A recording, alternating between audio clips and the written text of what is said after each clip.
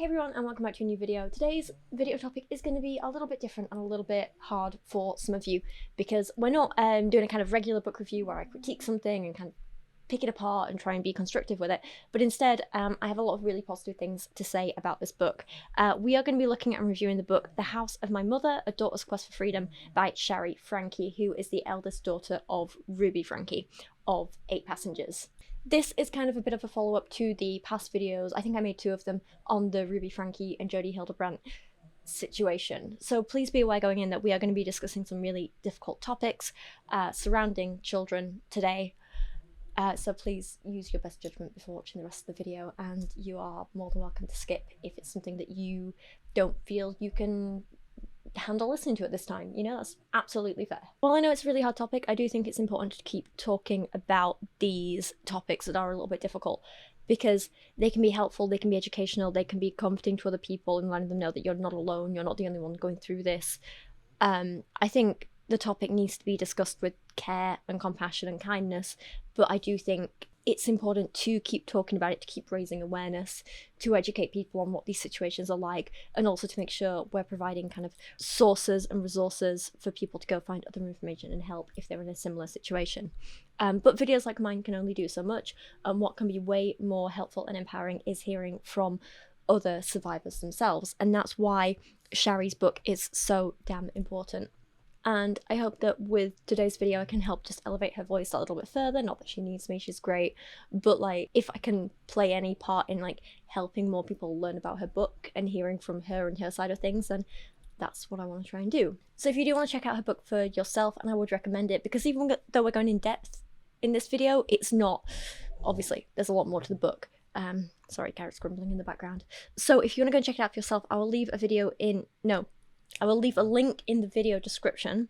But I mostly want this video to be kind of commending Shari and her siblings for their resilience and bravery and honesty, and I think she's done an incredible thing by putting out this book. Isn't that right, Coops? Yes.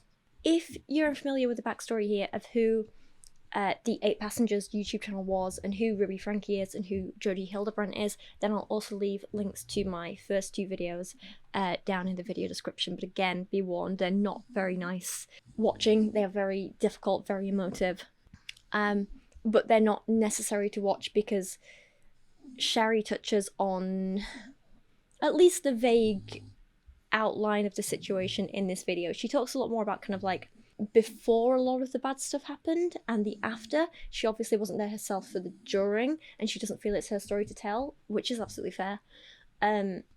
So yeah, if you want more information, those videos are there, but they're not necessary. So let's jump into this. She starts with an introduction titled Finally, and this is set on August the 30th, 2023. It's really hard reading my notes around this little lump.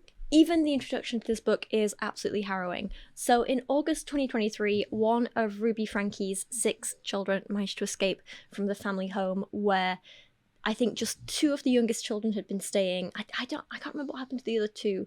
There's like 2 in the middle that it's very unclear where they were at this time. But the 2 youngest children had been staying there with Ruby and Jodi Hildebrandt, who we'll kind of get to, and they had been mistreated so horrifically, and they had been tied up, they'd been locked inside, they'd been physically hurt and assaulted and punished, and one of the kids finally managed to escape from the house, go to the neighbour's house, and the police were finally called. Shari, who is the eldest child and was an adult at this point and was away at college, she'd already managed to leave the home. She'd got out of there before the worst of the abuse started. Well, she'd left, she'd kind of been thrown out of the family by her mother. That was a thing. And she was constantly worried about her siblings. She was in constant contact with Child Protective Services, trying to get them help, but it wasn't really going anywhere. Nothing was really happening. They kept saying there wasn't enough evidence. It was really frustrating for her. So she opens her book by describing getting a call from the neighbours about the police and genuinely thinking that this meant that one of her siblings must be dead at her mother's hand. It is absolutely horrifying to read. A year had passed since I'd heard their voices, seen their faces, and the thought of them trapped in that house was eating me alive. Despite all my efforts, the countless phone calls, the desperate pleas to anyone who would listen, it seemed like there was nothing we could do to remove them from harm's way. My phone rang, our neighbour's name flashing on the screen. My heart skipped a beat. Each call from this neighbour represented a lifeline. It meant an update about the kids. It meant that they were still alive. Shari, the police are at your mother's house. The words exploded through the speaker. No time for hello. They've got guns out. They're about to bust down the door. My heart seized in my chest as vivid, horrifying images flooded my mind. Tiny body bags being carried out of my mother's home by faceless figures in uniforms. It's happened, came the thought. They're dead. I hadn't been back to that house since Ruby had disowned me a year prior. Ruby, the self-anointed saint of motherhood. Ruby who had turned my life into a surreal version of the Truman Show for her social media disciples. Ruby, who'd subjected me and my siblings to her twisted interpretation of crime and punishment all our lives. Until Jodie came along, adding terrifying new flavours of sadism to the regime. So Shari really doesn't hold back with her descriptions of Ruby or Jodie throughout this book. Jodie in particular, she just goes straight in, she does not hold back. For a while I've been calling Jodie like a cult leader in my videos, and in that very first video, I think it was that one, I made a lot of comparisons to like how their behaviour was very like cult-like, and I used like Hassan's bite model to like draw comparisons and stuff like that. The other thing to quickly mention here before we look at specific content is that a lot of people claim Connections is a cult, and it certainly does check a lot of boxes on the cult checklist, or at least Hassan's bite model. Jodie and Ruby have, through their content, advocated for isolation from family members, including your own children who don't follow their beliefs.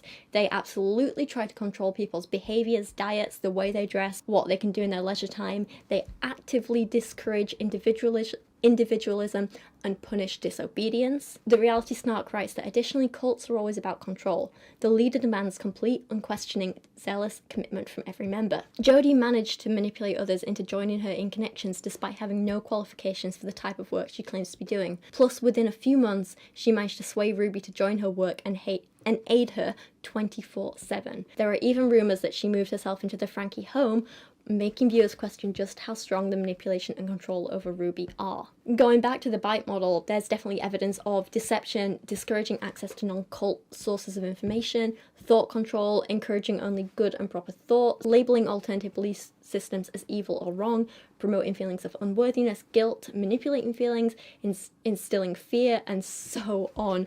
I could just list off this whole thing and Connections would check off most of it. Connections might not be the most obvious example of a cult, but it definitely fits a lot of criteria, and I don't think the theory that it's a cult is one we should easily dismiss. And then, of course, you have other tactics of deception, which aren't really that bad at all, but are still villainized by Jodie and Ruby. Look at that last one. They have a whole video on how if a kid feels they're each unique, they're living in deception. Once again, refer back to the bite model about cults, where one of the tactics of behavior control is literally to discourage individualism and encourage groupthink. We are all beings. Who we are on the inside doesn't change. We are not unique from one another in that I am a soul and you are a soul, and we all originate from our maker. And so what I need are the exact same things that you need. Emotionally and physically, I have the same needs as you do, and you have the same emotional and physical, spiritual needs as I do. And of course, this just isn't true. Like, it's objectively wrong. We absolutely don't all have the same emotional and physical needs. Everyone is different and will need a different approach in order to grow and develop. And Shari, bless her, just comes straight out and says it too. She does not hold back. She calls Jodie a cult leader straight up. She wrote, Jodie, our family's very own cult leader. A false prophet who swept into our lives like a hurricane, turning my mother into a fawning, starstruck acolyte who lapped up her every demented word like it was holy water. My father, once our anchor, had been banished, leaving Ruby and Jodie to rule unchallenged over my 4 youngest siblings who were still there with them. And again, I just have to say I really commend her for her honesty throughout this book. She has done a really amazing job. Countless warnings had already been sent to the Division of Child and Family Services, to law enforcement by me and by concerned neighbours. I'd been shouting from the rooftops for a year, yet despite the glaring signs of trouble, no action had been taken. The red flags we'd raised might as well have been invisible, and the system that was supposed to protect my siblings had left them at the mercy of 2 women drunk on delusion and unchecked power. I mean, now of course we know those kids are finally someplace safe, and that thankfully none of them did die. But just reading this introduction, like, you're filled with so much dread and fear for these poor little ones, because like, you can imagine what that feeling's like. It's horrific. No one should have to go through that. Neither the kids nor Shari. Okay, so part one of the book is titled The Garden of Earthly Delights, and in the very first chapter of this book, Shari gives some basic background on who her mother is, which is really helpful for helping... I know. Which is really helpful for helping us understand why she became who she did and kind of how she could treat her kids so badly. It helps us understand, I mean, it doesn't excuse her behaviour, but it does explain it, I think. So it's really helpful background. But in summary, her family had been part of the Church of Jesus Christ of Latter-day Saints and had a whole lot of children themselves, which were the focus of Ruby's whole world growing up. Now, I do have to say, I have two little criticisms of this book. And one is that she constantly downplays her father's role in all of this, but we'll talk about those points when they come up. And the other is that she constantly downplays the harm that LDS and like that whole religion and church system of it, like the harm that they can and do. She doesn't seem to realize that. I mean, she still very much follows the religion and is very into it and fully believes, and it's caused some clearly harmful, I guess maybe thought patterns in her and stuff like that. Are you okay? You're right. Yeah, some like kind of clearly harmful thought patterns in her, if you want to call them that. She doesn't seem to realize the harm that religion has done, and she doesn't seem willing to call it out at all. So it's a little bit difficult. There is that. You'll notice it a lot. Like, I'm not saying straight up she should call herself an atheist and denounce everything, but I think she's not quite at that point where she's ready to be critical about some of the bigger power structures in her life, like the church, and I think maybe she needs to be. And in that sense, I kind of wish she'd waited a few more years to write this book until she has a little bit more perspective and a little more healing. But at the same time, it's a minor gripe I have. Do you know what I mean? It's still a very good book and a very important book. I want to make that clear. I don't know. Okay, so let's read about Ruby's childhood. As the eldest in a strict conservative home, Ruby's childhood was less about play and more about responsibility, as she was tasked with helping raise her younger siblings. I can easily imagine a young Ruby, spine straight and eyes determined, navigating her family's expectations with a sense of righteous purpose, eagerly anticipating the day when she would have a family of her own, relishing the thought of finally being the one to make the rules and shape her home exactly as she saw fit. For Ruby, motherhood wasn't just a future role, it was the pinnacle of her aspirations, the one thing she'd always wanted for herself above all else. So I've spoken a lot in other videos about parentification and the problems with it, so I won't repeat myself too much.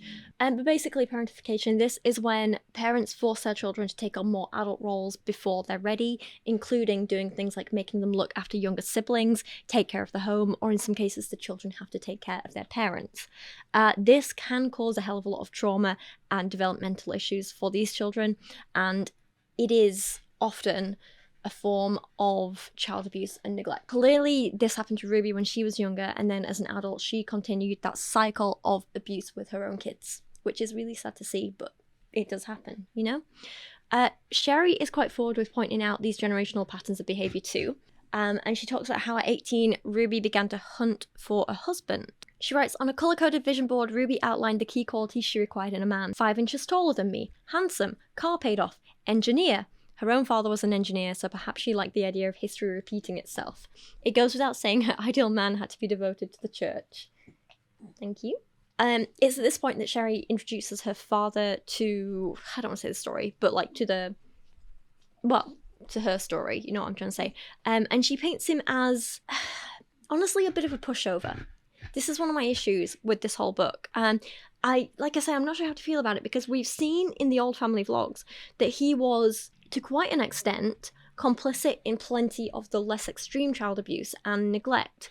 So I don't feel like Shari should be painting him as this like naive, innocent party who just, he was a complete victim of Ruby's and he had no agency of his own. But that's what she does throughout the entire book, and I'm a bit like, but we saw he did have his own agency. Like before connections became involved in anything, he did have his own agency, he made his own choices, and he was still doing really questionable things and causing harm to the kids. And he went along with the family vlogging, he was a big part of everything, and I, again, can't help but feel like she downplays that throughout the entire book, and it's a little frustrating to read. I understand why she's doing it, because her father's kind of all she's got now, and she's going to be clinging on to him, and I guess, like, I don't want to say want to keep him on side, but you know what I mean? Like, so maybe she really does believe all this stuff about him and she's just not able to see him as having done anything wrong. Or maybe she's just downplaying it to keep him happy. I don't know. But again, this is why I think this book would have benefited from being written in a few years' time when she's done a little bit more healing and work, because some of this is a little questionable. Anyway, she says that when Ruby met Kevin, he checked all of her boxes, plus he seemed so nice. Exuding genuine kindness, Kevin had a laid-back aura that was a balm to Ruby's intense spirit. Ruby had no interest in power struggles after all. What she needed was someone relaxed enough to let her take the reins without too much resistance. A co-pilot content to let her navigate their shared journey, pay the bills, and give her the children she longed for. He saw her first working the room at a Welcome Week hot dog social on campus. The undisputed queen bee, Ruby flitted from man to man, her flirtatious confidence unlike anything he'd seen before. It helped that she was naturally beautiful, blonde, and with a huge dazzling smile and svelte figure. Ruby was just his type. As she methodically auditioned potential husbands, like a director casting a leading man, Kevin sensed the clock was ticking. Ruby was a prize catch, and if he didn't somehow distinguish himself from the crowd, he'd wind up just another also-ran in Ruby's race to the altar. 2 weeks after the day they met, Ruby cut to the chase. "So, are we getting married?" she asked. Kevin, caught off guard, uttered the most dangerous word in the dictionary. Yes. In just 14 days, they'd gone from strangers to engaged. Which is, I mean, this is wild finding one's standards, right? Absolutely wild. All the red flags. This is not romantic. This is terrifying. And the thing is, I think Shari's trying to paint this as like, see how intense Ruby was, see how like determined. And yes, I see that. But also, this is very much a symptom of the whole LDS church and purity culture in general, and all of that. Ruby's entire self-worth was built on exceptionalism, so if she couldn't be extraordinary, then what was the point? She needed a new dream, a fresh source of validation. If music wouldn't define her greatness, then motherhood would. Cherubic faces to beam up at her with the love and adoration she craved. Blank slates ready to be inscribed with her wisdom, her values, her Rubiness. A couple of kids would have suited Kevin fine, but Ruby craved a clan, and Kevin was happy to agree to Ruby's grand vision, vowing to move heaven and earth to support her in her dreams. Thus, the dynamic was set. Kevin, the perpetual supporting actor to Ruby's lead role in her epic production of Ultimate Mother. So this does seem like a really accurate portrayal of Ruby from all we know and what we've seen, but again, seems to be taking a lot of agency away from Kevin.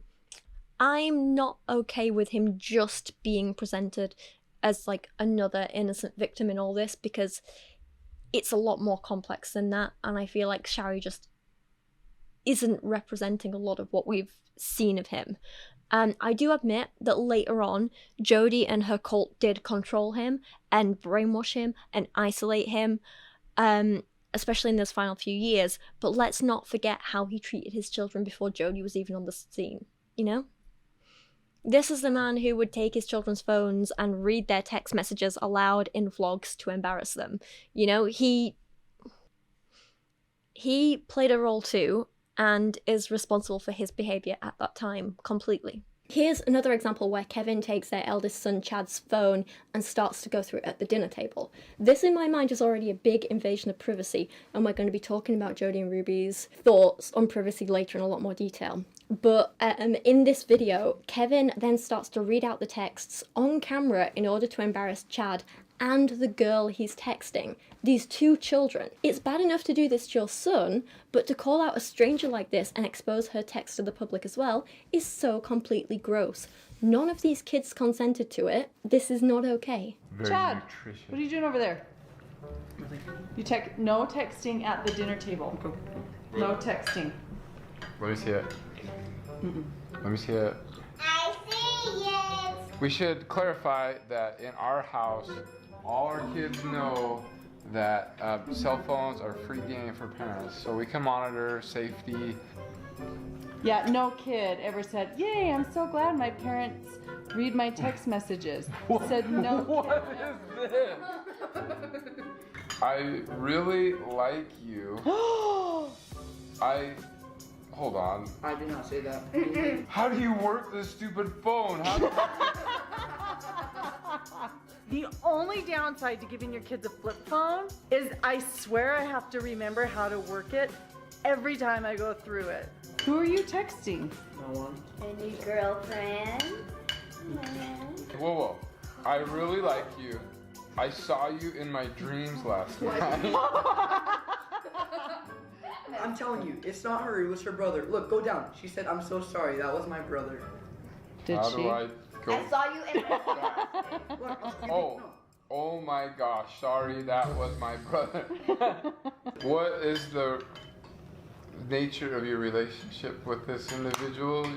I mean, there's like 300 texts in here.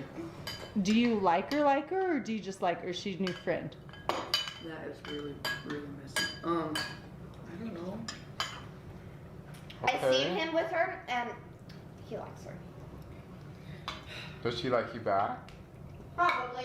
No, she thinks he's annoying. Here's an example of when Ruby and Kevin confiscated all their kids' possessions and literally made them buy them back off them or everything gets thrown away. I'm gonna explain the rules to this. 7.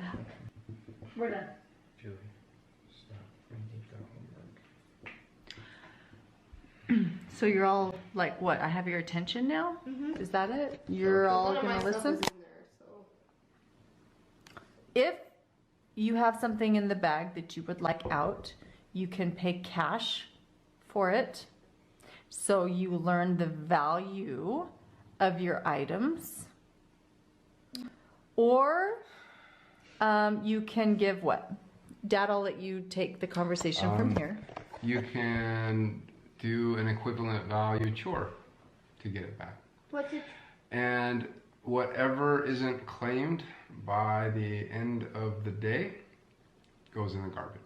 It's insane. This isn't teaching kids a lesson. This is just a sick power play on Ruby and Kevin's part.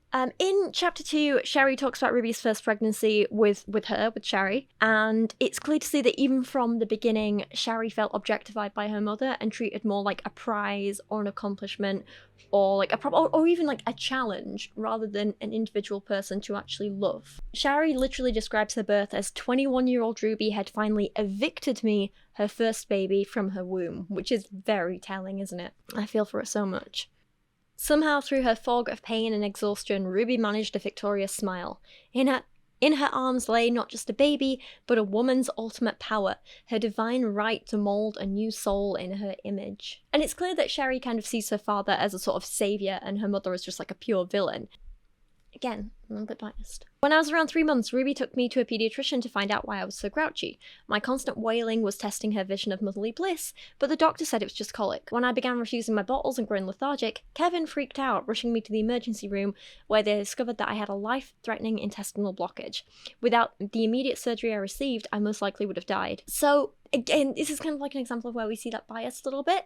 Both parents knew she was suffering and took her for medical treatment, but she paints Ruby as clinical and ultimately unhelpful and only doing it out of selfishness, whereas she paints Kevin as super emotional and really worried about her and totally caring and the one who saved her life. And maybe this was accurate. Who am I to say? I wasn't there. Part of me, again, feels like she's just trying to paint her father in a better light because, 1, he's the only parent she has left. 2, anyone will look good compared to Ruby, even if he is awful in his own way. And 3, maybe he wouldn't let her say anything negative about him in this book. I don't know. I'm taking everything about Kevin with a massive grain of salt, you know? Ruby didn't believe in comforting me when I was a baby, not in the way most parents do. Why would she? Her family's philosophy had always been that it doesn't hurt a baby to cry things out. Babies shouldn't be coddled. Tantrums shouldn't be tolerated. It's for their own good, so they know who's boss, and when they grow up, they can learn to handle whatever life throws at them without being a weak loser or crybaby. Again, this 100% fits with what we know of Ruby and what she used to teach other mothers on the Connections YouTube channel and the videos and everything she did with Jodie. But it's interesting because when we watched a lot of that footage, I and others were like, well, how much of this did she believe before Jodie came along and how much... And it seems like a lot of it was actually already there and she did already believe these things and she was practicing these things. But Jodie just kind of ramped it up to another notch and gave her the confidence to say it all publicly and teach it to other women. And I think it's safe to say they were both toxic in their own way, but they brought out the worst in each other. And together they were worse than the sum of their parts, if that's even possible, because they're both awful individually. Anyway, in chapter 3, Shari begins to talk about her other siblings. She names the next eldest, Chad, who is now also an adult, but she doesn't name the others who are still minors, and I think that's absolutely fair. She says, I'll not be naming her in this book. Throughout this narrative, except for Chad, all my younger siblings will remain nameless. This isn't an oversight, it's my last line of defense for them.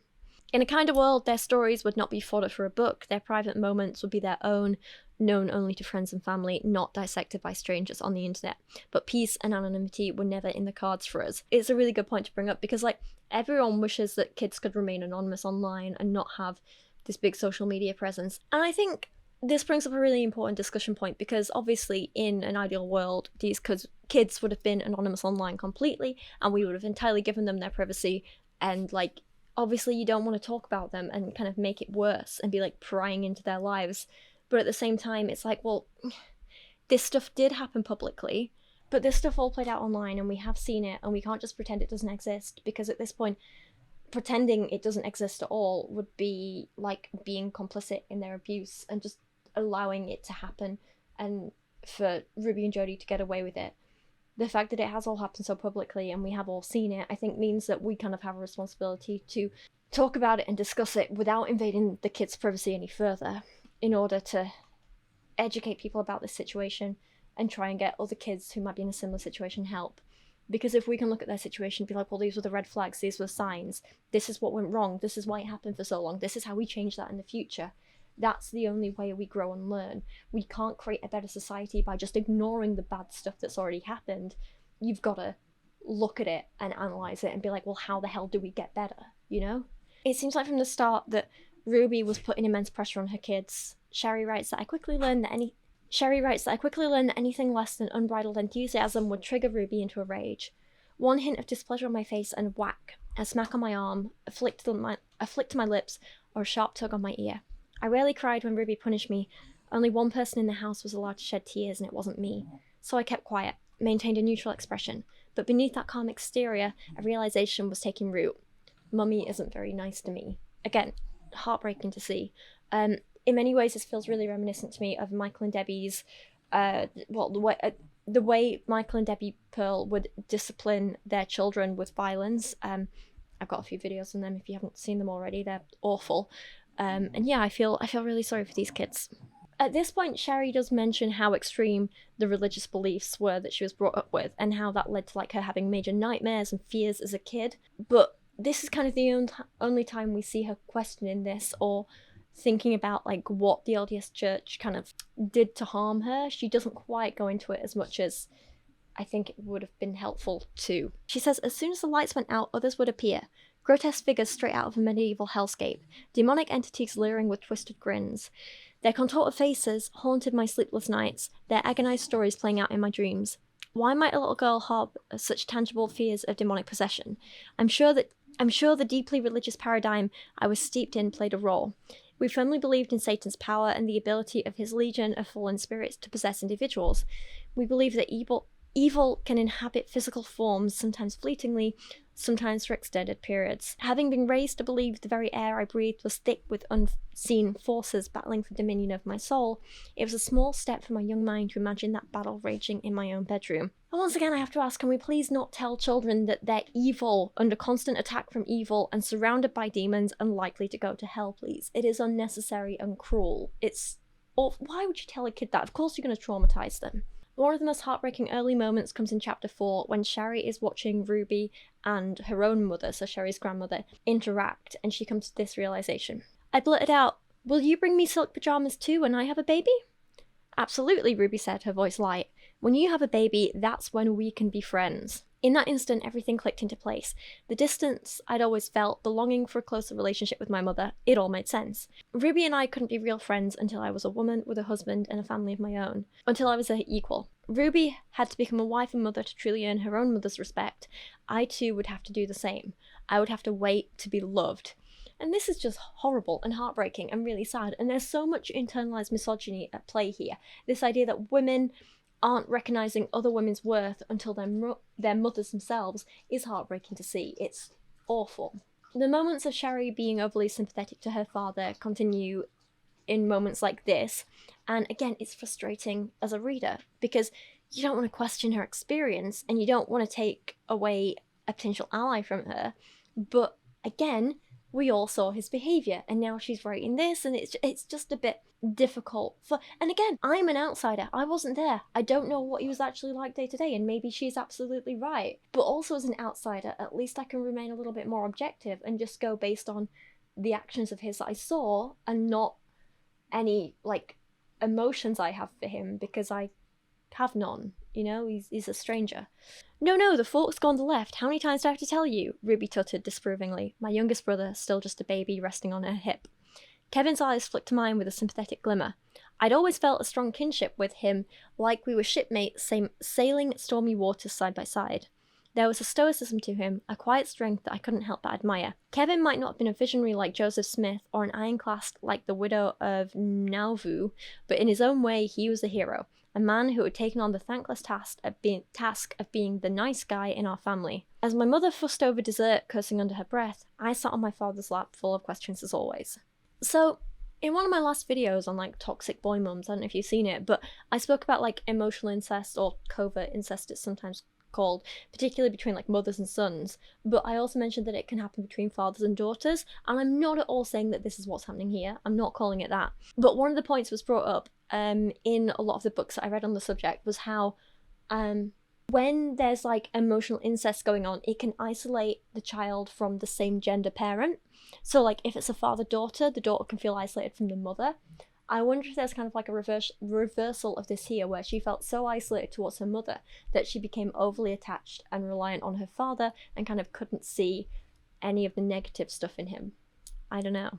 But all that said, I kind of feel like if we heard any of the other kids' accounts of this and what their experience with their father was like, it might be entirely different. Like I just have a feeling that Chad's account of this whole time period and everything would be very different to Shari's account of it, and his experience with their dad would be very different to hers, you know? But he was always the one who was kind of on the receiving end of Kevin's not very nice behaviour, shall we say. So, chapter 6 is titled Ruby's Rage, which I think alone is very telling. Ruby's hand would often find its way to my face, a sharp sting of displeasure delivered with precision. Her slaps were calibrated, never hard enough to leave visible bruises, at least on me, but always sufficient to instill fear. In her twisted logic, she was moulding obedience, sculpting compliance with each stinging blow. I also think that we were just her punching bag, a way for her to release her anger. She always seemed calmer once she'd blown off steam on one of us. Shari then tells a story of Chad cutting off a chunk of her hair as a prank. So Ruby retaliated by, apparently Ruby had buzzed a thick, uneven stripe down the centre of his head, leaving him with a harsh reverse mohawk. Tufts of hair stuck out at odd angles, making him look like a plucked chicken. And like, this isn't punishment, this is straight up revenge. It's reminiscent of like what we saw in that All Date Passengers video, where like Chad played a harmless prank on a younger sibling, so Ruby and Kevin took away his bedroom and his bed for 7 months. Like, they made him sleep on a beanbag. It's a disproportionate reaction. It's not teaching him, hey, don't do this. It's not discipline. It's not a regular punishment. It's simply revenge. It's a power play. It's cruel. Ruby wanted to humiliate him and hurt him, not teach him not to hurt his siblings, you know? Some of the most damning evidence against Ruby and Jody in their trials were the journals that Ruby herself kept, which detailed exactly how and when and sometimes why she abused her children the way she did. And a lot of us were asking at the time, like, well, why would Ruby write this down? This seems insane. She's incriminating herself. But in chapter 7, Shari offers a little insight as to why this might have been. She says record keeping is deeply ingrained in the LDS faith. It's a sacred duty, a way of bearing witness to God's hand in our daily lives. We're taught that our personal histories will serve as testaments for future generations, spiritual roadmaps guiding our descendants through their own mortal journeys. Every night without fail, Ruby would make her rounds with a reminder, "Did you write about what we did today? Don't forget to mention that funny thing your brother said." We all responded to this nightly ritual with varying degrees of enthusiasm. I was definitely the most consistent writer among my siblings. So clearly this is like an LDS thing in general, and it wasn't just Ruby keeping diaries the whole time, but the kids were too. And throughout this book, Shari actually shares some of her own childhood journals, or like journal entries. And it's interesting because it's the first time she comes close to saying anything even negative about her father, and it's something she wrote as a kid. Mum and Dad pulled me into their room tonight. They said that all my friend problems in school were my fault. They said I'm not a fun person to be around and nobody gets me, which may be true.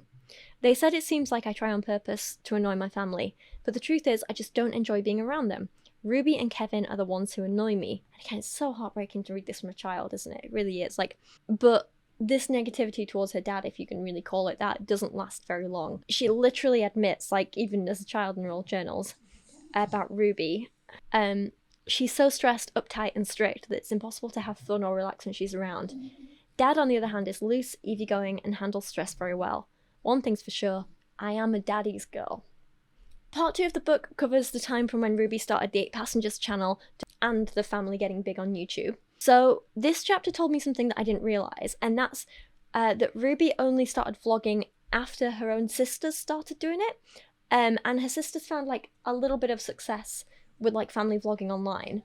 And then Ruby felt really competitive with them, so she did it herself, and she was like, well, I've got more kids than them, so I can get more views than them, and I'm going to be more successful than them. And there was a really kind of, I don't know, odd competitiveness there.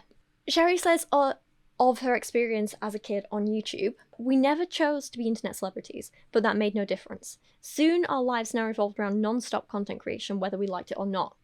Birthdays, barbecues, even lazy Sunday afternoons. No moment was too mundane to escape documentation. Ruby, her sisters, and her brother Beau, who had also jumped aboard the vlogging bandwagon, were now constantly filming us for their respective vlogs. You couldn't sneeze without it being immortalised from multiple angles. And I think this just summarises so many of the problems with family vloggers and the impact they have on kids who absolutely cannot consent to it, you know? It's, awful. They don't have any privacy. Shari says, for me, a 12-year-old girl, this constant surveillance was excruciating.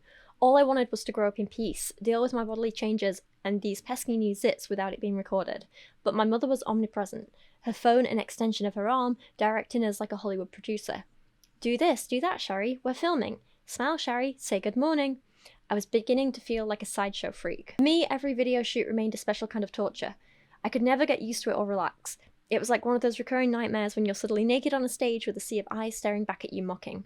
I mean, puberty is brutal enough, let alone with an audience. Absolutely. It was at this point I did notice one little tiny inconsistency though. Shari says that Ruby started posting YouTube videos in 2015, which we know to be true. But then Shari says, well, this, okay. She knew the main way vloggers make money is through YouTube's AdSense program, but you have to hit a 1,000 subscriber milestone and rack up 4,000 hours of watch time in the last year in order to qualify. Once you've checked these boxes, you start making money every time someone watches or clicks on an ad in your videos. Ruby became hyper-focused on getting those first 1,000 subscribers. It was her golden ticket to the big leagues. I interrupt our regular schedule to make an announcement, Ruby said on July 9th, 2015, filming a special announcement video. We've hit over 1,000 subscribers. I'm so excited, especially considering the last month we only had 142. It had taken her about 6 months to hit the magic number. Which I understand her being excited about 1,000 subscribers. That's not a big deal. I was when I got my first 1,000 as well. I mean, I get excited every time I hit like a new 1,000 milestone. It's nice. Like even at this point, I'm like, oh, it's clicked over 344,000 today. That's nice. It's lovely. But anyway, not the point here. The 1,000 subscribers, 4,000 hours of watch time rule for monetization didn't actually come in until 2018. So in 2015, Ruby wouldn't have been concerned with this for making money. She'd have already been making money on her videos even before the 1,000 subscriber milestone. I think she just wanted to hit a big milestone and that's why she was excited about it. She wasn't just like, we'll make money at that point, because she'd already been making money. I think it's fine that Shari made a mistake here. She was like young at the time when this was happening and probably didn't know the difference. I'm not sure why her editors didn't catch this though, because it's like a factual error, but I don't know. I don't know if that made any sense. What I'm saying is, Ruby couldn't have been excited for hitting 1,000 subscribers because that's when she'd get monetized, because she was already monetized, because those monetization rules didn't come in until 3 years after Ruby had already hit the 1,000 mark. Yeah? Okay. Don't know how much sense I'm making today. I'm so sorry. My head is so loud. I'm really stressed. I'm really tired. I'm ready for a good cry. Shari ends this chapter by asking, what are the lasting repercussions of growing up on camera without any say in the matter? How does that constant exposure shape a child's sense of self, their future relationships, their very understanding of privacy? And what does consent really look like when you're a child too afraid to say no? Personally, I mourn those precious formative years spent in service to someone else's vision. Ruby might claim her kids were always on board, but the truth is we never really had a choice in the matter. And what about Ruby? What might be the emotional repercussions of her snowballing success online? Yes, Ruby's drive was bringing in money for her family and validation for her ego, but none of those superficial rewards could fix what was broken inside her. Instead, they seemed to fuel a vicious cycle, pushing her to seek more validation, more views, more content, often at the expense of her family. The most problematic element in our family dynamic, Ruby's relentless ambition, fueled by a potent mix of unresolved pain and narcissism, had become the driving force of our existence. It was as if we'd taken the most poisonous plant in our garden and instead of uprooting it, made it the centerpiece of our lives. And this, again, is really concerning to read. It's really heartbreaking to read, and it really does seem like all these problems that Ruby had were just being encouraged and exacerbated by YouTube. And then when you have someone like Jodie who comes along as well, it makes it all even worse. Like, it's very easy to see how she got to the place where she did, why she did the things that she did. It's just really concerning that, like, there was no one to help her along the way or stop her or be like, whoa, this is going too far, let's calm it down, you know? Again, it kind of makes me question, what responsibility does YouTube have to its creators to keep them safe, you know? If a person's currently having like a massive mental breakdown online, how do you deal with that? Like, what responsibility does YouTube have to protect its creators? You can't just entirely ban them and take away any income they have, because that's just going to make them worse. But at the same time, you can't, for example, if social media is what's causing people harm, then isn't it irresponsible to keep allowing them to be receiving this harm? It's really difficult. I don't know. I don't have any answers at all. But at the same time, like, platforms like YouTube never do as much as they should or as much as they can. I've reported harassment from various other one other creator. I've reported it to them so many times and like, sorry, it's not for us, get the police involved. And then it's like the police can't find their address because they've lied about their address, so the police can't get in touch with them, so the police can't do anything. As far as they're concerned, it's just a random person they can't get in touch with. I've reported like creepy men like harassing me sexually online. Like, there was this one creepy guy who would like find my Instagram photos of me just completely clothed, fully clothed, wearing normal regular clothes, and he would film himself recording my Instagram like profile on his computer and stroking the photos of me and like stroking my private parts, and like it made me so, and he would make these creepy comments about like what he wanted to do to me and how he was going to rape me and all this sort of thing, and it was absolutely vile and disgusting. And he made several of these videos and I kept reporting it to YouTube and they did absolutely nothing about it, and they refused to take it down, they refused to do anything. And I'm like, why don't you care? Like, you have a young woman here saying I'm being sexually harassed online via your platform, and they're like, yeah, that's fine, we can't do anything, we don't want to. It's like, why not take some responsibility? And it's like, here, people are saying these kids are being hurt and harmed, these kids are being abused, and it's all been shown on your platform, and people are saying this to them for years about the 8 Passengers channel, and they did absolutely nothing. So again, what responsibility does YouTube really have? And why aren't they doing more to protect people? It's difficult. In the next chapter, Shari talks about how she wanted to start her own YouTube channel when she was 14, but Ruby said that 1, she wouldn't let her promote it at all using the 8 Passengers channel. She had to just do everything herself. And 2, Ruby would have to be the one to manage any money that Shari made, which, first of all, seems a bit unfair. And the second of which is a huge problem amongst family vloggers and the like, who use their children to generate income, but the kids never directly benefit. For years, all those 6 kids did a ton of unpaid labor in those videos and they never saw a penny of it, you know? And then when Shari wanted to make her own videos and do her own work and profit from it herself, Ruby was like, well, no, actually, I'm going to take a cut of that as well. And so Shari really never benefited from any of her work. It was unpaid child labor, and that's just not okay. A few chapters later, Shari talks about when she was 15, she finally reached that 100,000 subscriber milestone, and Ruby did give her a minor shout out on the 8 Passengers channel, but this was also around the time that Ruby told her that she would be taking 10% of her earnings as a management fee, which just feels incredibly selfish. Ruby was like, I'm not doing anything to help you, I won't help promote you, you gotta do this all by yourself, but I will take some money from you. It's unfair. Again, it's not okay. Shari, in her book, calls this the mom tax. It feels weird me saying mom, being English. Mom. Say it normally, mum. but she calls it like a mum tax. Even that sounds weird now. I said it too much. You know what I'm trying to say. And Ruby replied to her, "You really think you would have ever started a YouTube channel, let alone a successful one, without my help? You owe me, Shari. Business is business." I felt a knot form in my stomach. On one hand, Mum had a point. Her influence had undeniably boosted my channel. On the other, this felt like she was cashing in on my hard work. But as usual, what could I do about it?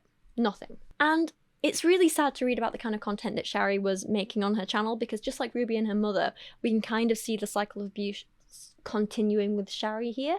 So Ruby was non-stop taking advantage of her kids and making them perform for her and that sort of thing, and Shari began to do the same thing with her younger siblings. I posted twice a week, and like my mum, I exploited my own siblings, doing shaving videos with my sisters and talking about periods because I knew it would get views.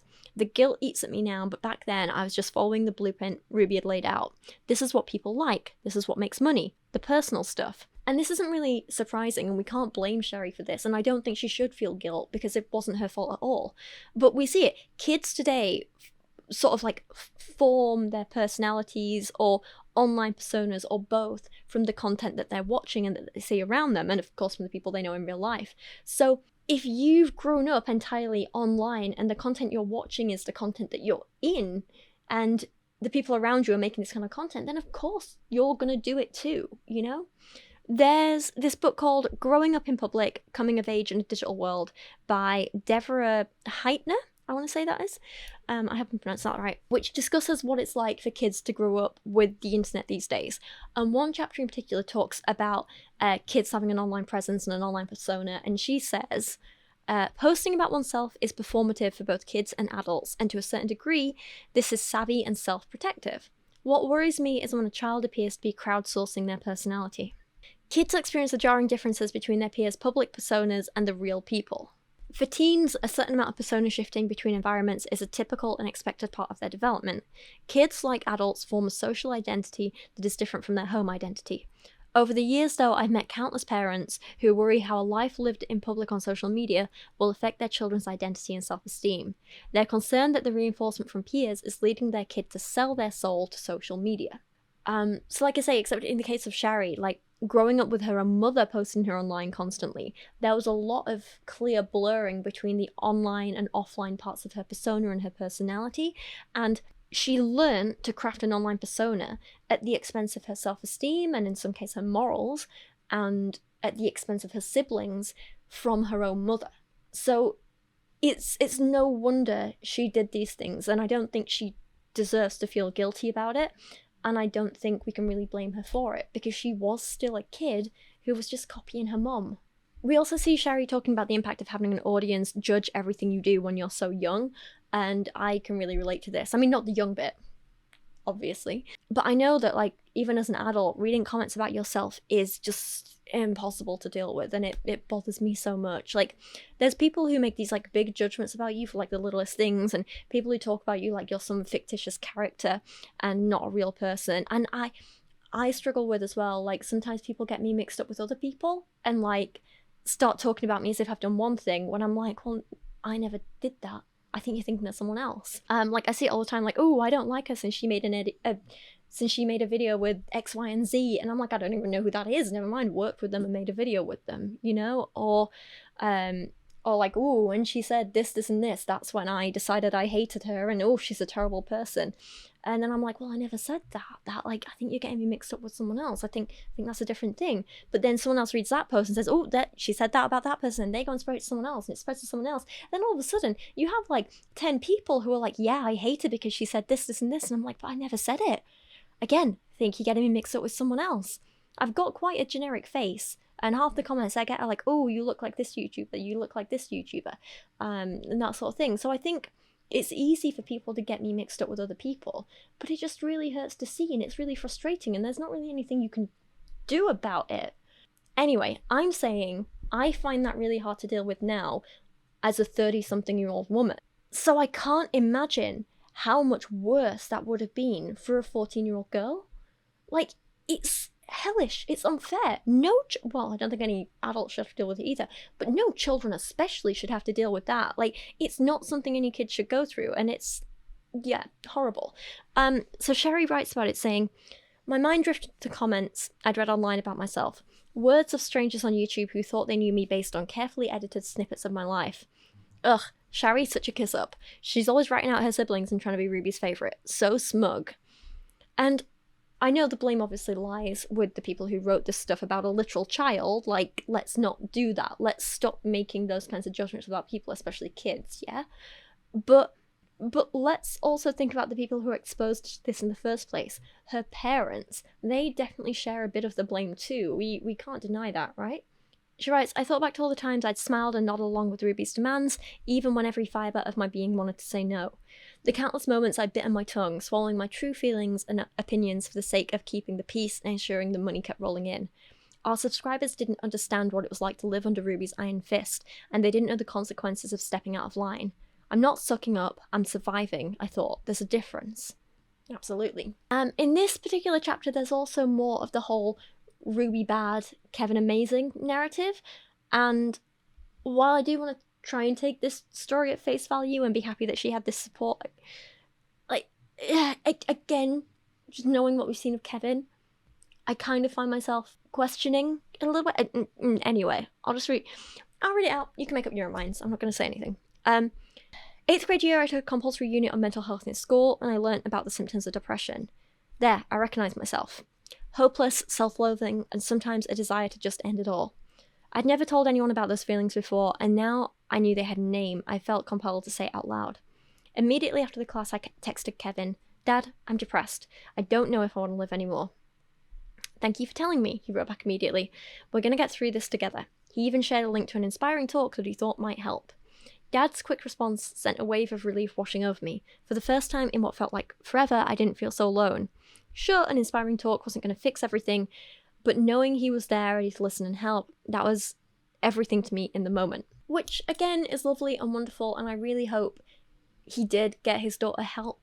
And if he did, I can't complain about that. I don't want to be sitting here going like, oh no, we know the truth, Kevin's terrible. Like, I don't want it to be like that. I just yeah, anyway. Continue with the story. So not long after this, Kevin and Ruby found out about Shari's secret boyfriend at school. So they literally pulled her out of the school entirely and transferred her to a different one. Again, it's interesting how this is told in the book, because it starts with, I came home from school to find Ruby and Kevin waiting for me, looking like a pair of disappointed statues. But the only person who does any talking in the conversation that Shari remembers is Ruby. Apparently Kevin just sat there silent the whole time, wasn't even a part of this, wasn't involved. Ruby continued, her voice talking on a razor's edge. Ruby cut me off, her words sharp enough to draw blood. And then when finally Kevin does come in and get involved, Kevin chimed in here, finally remembering he was part of this parental tag team. It will be a much safer environment for you, Shari, he said softly. And again, it's just interesting how she portrays each of them. Is it because they were really that different, or because that's just what she's remembering now based on where she's currently at and what she's been through? Like, ultimately, Kevin did play a role in being angry she had a secret boyfriend and wanting to pull her out of school and all these different things, but she's downplaying the role entirely and being like, no, it was all Ruby. Ruby was the evil one. Ruby did all of this. And it's just a bit like, So after this, Kevin convinces Ruby that Shari needs to see a therapist. Good on him, appreciate that. This therapist is someone called Dr. Winters, and while Shari wanted to go and see her, she was also scared to talk about her mother to her, and because of this, Shari's mental health kept suffering. Eventually, Ruby stopped Shari from seeing the therapist after the therapist had helped Shari stand up to Ruby about not wanting to take piano lessons anymore. So this is one of the cases where I do think, okay, Kevin was trying to help, Ruby was not. So I think, that's something we can see, and yeah, does that make sense? I don't, anyway, yeah. So yeah, at this point in life, Ruby was already being incredibly controlling to the point of like withholding medical care that Shari clearly needed. So I guess that is a difference between Ruby and Kevin in that like he was trying to get his daughter medical care and she wasn't, so there's that. In the next chapter, one of the things I want to talk about that's quite interesting is that, you know, earlier I said that I imagine that Chad's recollections of a lot of this time, especially about Kevin, were probably quite different from Shari's. Well, that pops up again here. Shari so far has been taking Kevin's side on everything and absolutely painting him to be like a saint in all of this. However, we do know from the videos we've seen that Kevin mistreated his kids too. Except it seems like a lot of Kevin's anger was channeled and aimed towards the boys, specifically Chad. Like, it seems that he's the one Kevin always kind of like picked on and mocked and publicly humiliated and all of that stuff. He wanted to send him to an abusive military camp at one point. There was the reading out his private texts on video thing. There was all of that stuff. So now we're at the point in the book where that stuff starts to happen, but Shari seems to be blaming Chad entirely for this and not Kevin, and it's a little bit of an uncomfortable read. It only took a few more missteps, each as boneheaded as the last, before Chad found himself on the wrong side of the school's gates, expulsion papers in hand. My parents' faces when they got the news, I'll never forget it. A mixture of fury, disappointment, and bone-deep weariness that made them look like they'd aged a decade overnight. But the saga wasn't over.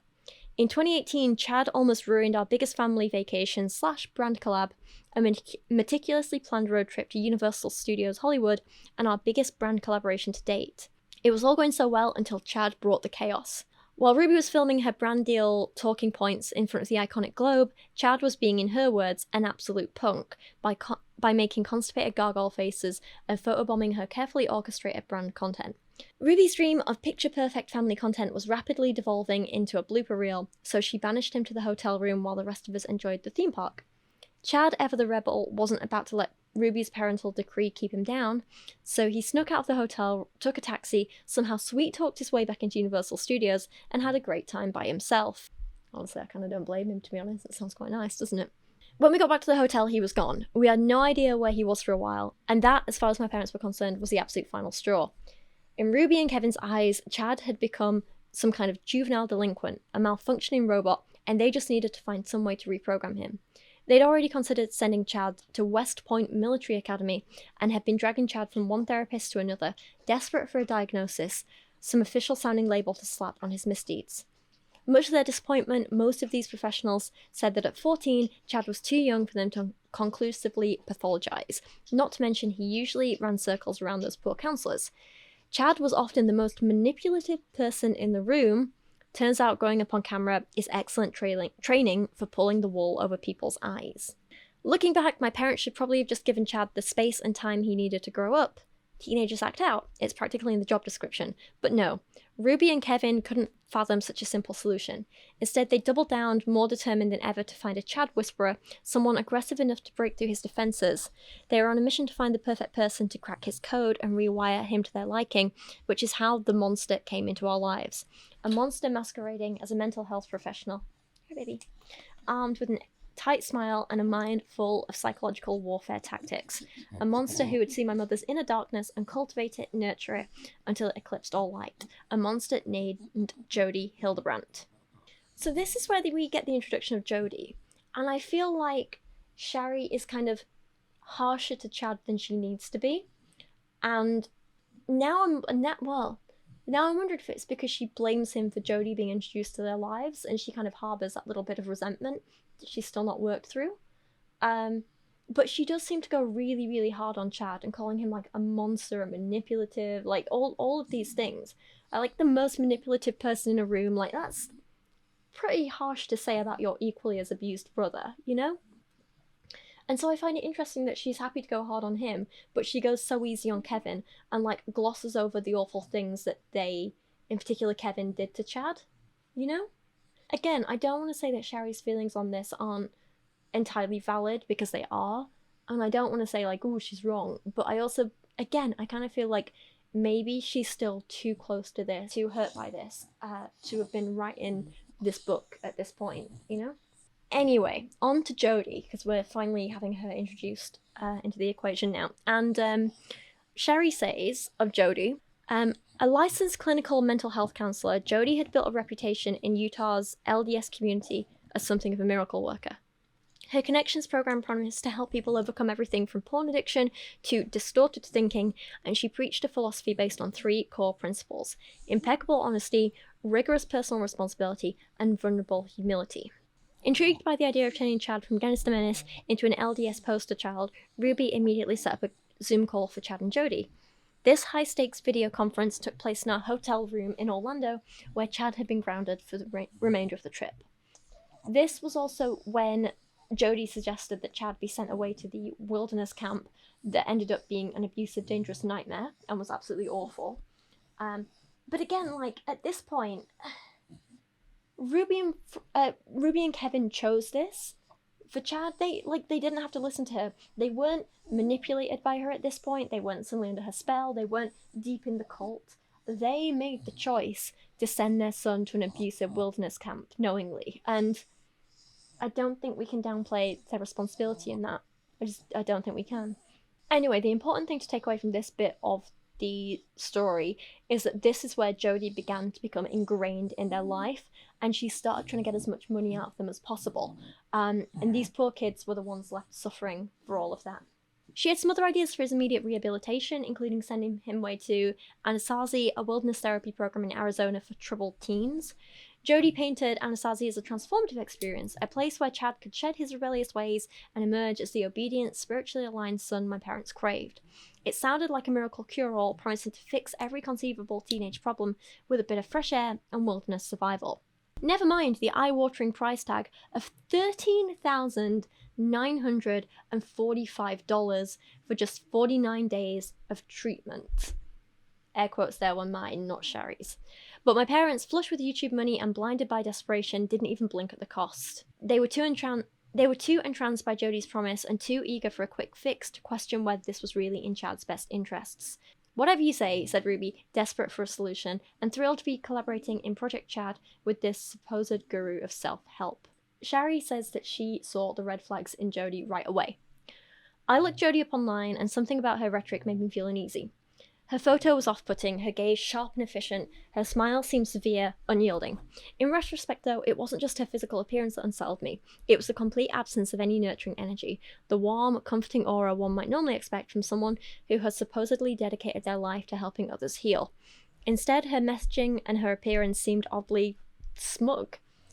Later, I dig deeper into Jody's backstory, much of which she herself has shared online in various media, although it's hard to believe anything she says.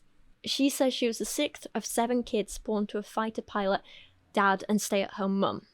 Having grown up with very little affection, she admitted finding the sight of tenderness between parents and children disturbing.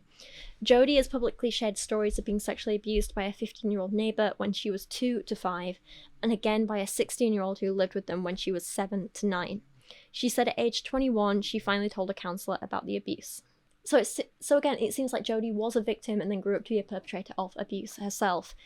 The cycle of abuse continuing. It's sad to see, but again, explains but doesn't excuse her abusive behaviour. On the day that Chad left for camp, Shari defends Kevin's behaviour towards him again. True to form, Ruby and Kevin couldn't resist recording a video to explain their decision. They painted Chad as some kind of juvenile delinquent in desperate need of an attitude overhaul.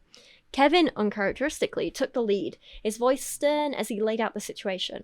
I could almost see Ruby's puppet strings controlling his words.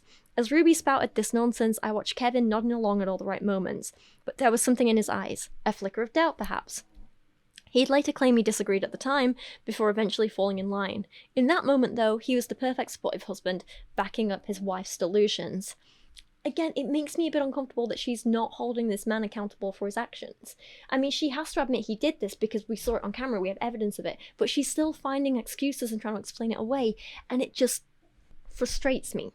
He was not just Ruby's puppet, he was a grown adult man, the oldest one in this situation, making his own choices about mistreating his children. Like, he had agency here, he really did. Let's not downplay it. I don't know why Shari's going so hard defending him. Oh, I mean, I have ideas, but I don't know. Shari then offers other concerning stories about Jody's behaviour that she'd read online. We actually talked about a lot of these accusations in, I think it was the first video I did on Ruby and Jody, so you can go watch that if you want more detail. Jody founded Connections in 2012, the same year she was put on probation and risked losing her licence as a clinical mental health counsellor. In fact, her licence was suspended when she founded Connections. According to a blog called The Reality Snark, the probation occurred when Hildebrandt violated her patient's privacy and even took to blackmailing him. A patient referred to as John Doe began marriage counselling with Hildebrandt in 2008. However, the patient quickly realised he was receiving very little counselling, with Hildebrandt instead alleging he had a porn addiction, which he denies. She began charging the couple $1,200 to $2,000 monthly bills in therapy sessions, and when Doe attempted to question her counselling, she turned to blackmail.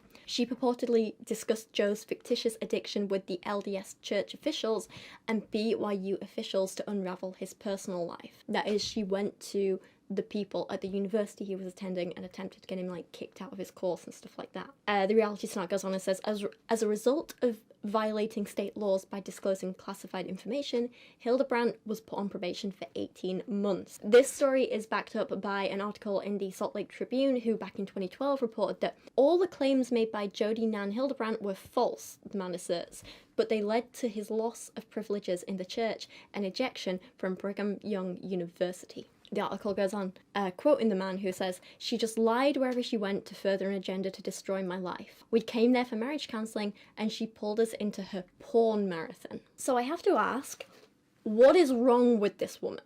Why would she do this? Why would she do this? Surely at this point it can't just be about money, right?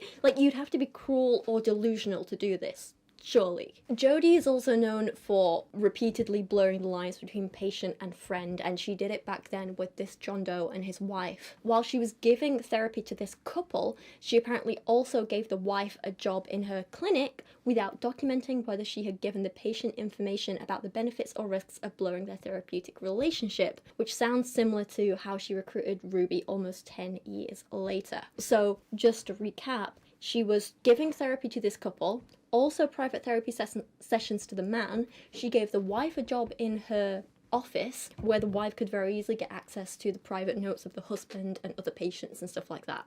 It is an ethical nightmare. So it was while she was on probation and had her license suspended that Jody founded Connections, a company where legitimate credentials really aren't necessary. As the author of The Reality Snark writes, the whole concept of creating a counselling business that is not compromised of licensed professionals is very troublesome. For one, the lack of license and professional training means these unqualified life coaches are not actually held to any laws, ethics, or HIPAA confidentiality as a medical professional would be. Shari summarises here, and she ended up expressing concern to Chad. Ruby found out and told her, "You don't like Jody. Anyone who doesn't like Jody is hiding something. It means you're threatened by the truth she speaks." I can't imagine how awful and isolating it must have been to be Shari at this point, when you're the only one in your family who can see the problems with this woman. And I do have a lot of sympathy for her, and I felt really awful for her here. In my first video on this topic as well, I did a deep dive into the Connections website and all the stuff I found on there, and I came to the conclusion that it was basically all one big con to try and get as much money out of people as possible. And one of their big ways to do this was by selling a training course where they would train other people to become Connections counselors or trainers, so then they could go on and counsel people, and Connections would take a cut of the money, and then they would go on to train people and so on and so on. It's basically one big therapy MLM. Half cult, half MLM. But MLMs are a lot like cults as well, so all cults. Again, Shari still defends her dad throughout this time period as well. One day Ruby and Kevin went to a Connections conference where when Kevin came back he seemed stressed. He wasn't sure he liked the community and would later say he felt like he was surrounded by a bunch of man-hating women. Still, a lot of people who he respected were part of Connections at this time, so he ignored his doubts. Besides, Ruby seemed so enraptured by Jody and her philosophy he dared not burst her bubble. It was easier to go along with it than risk becoming the next target of Jody's truth-seeking missiles.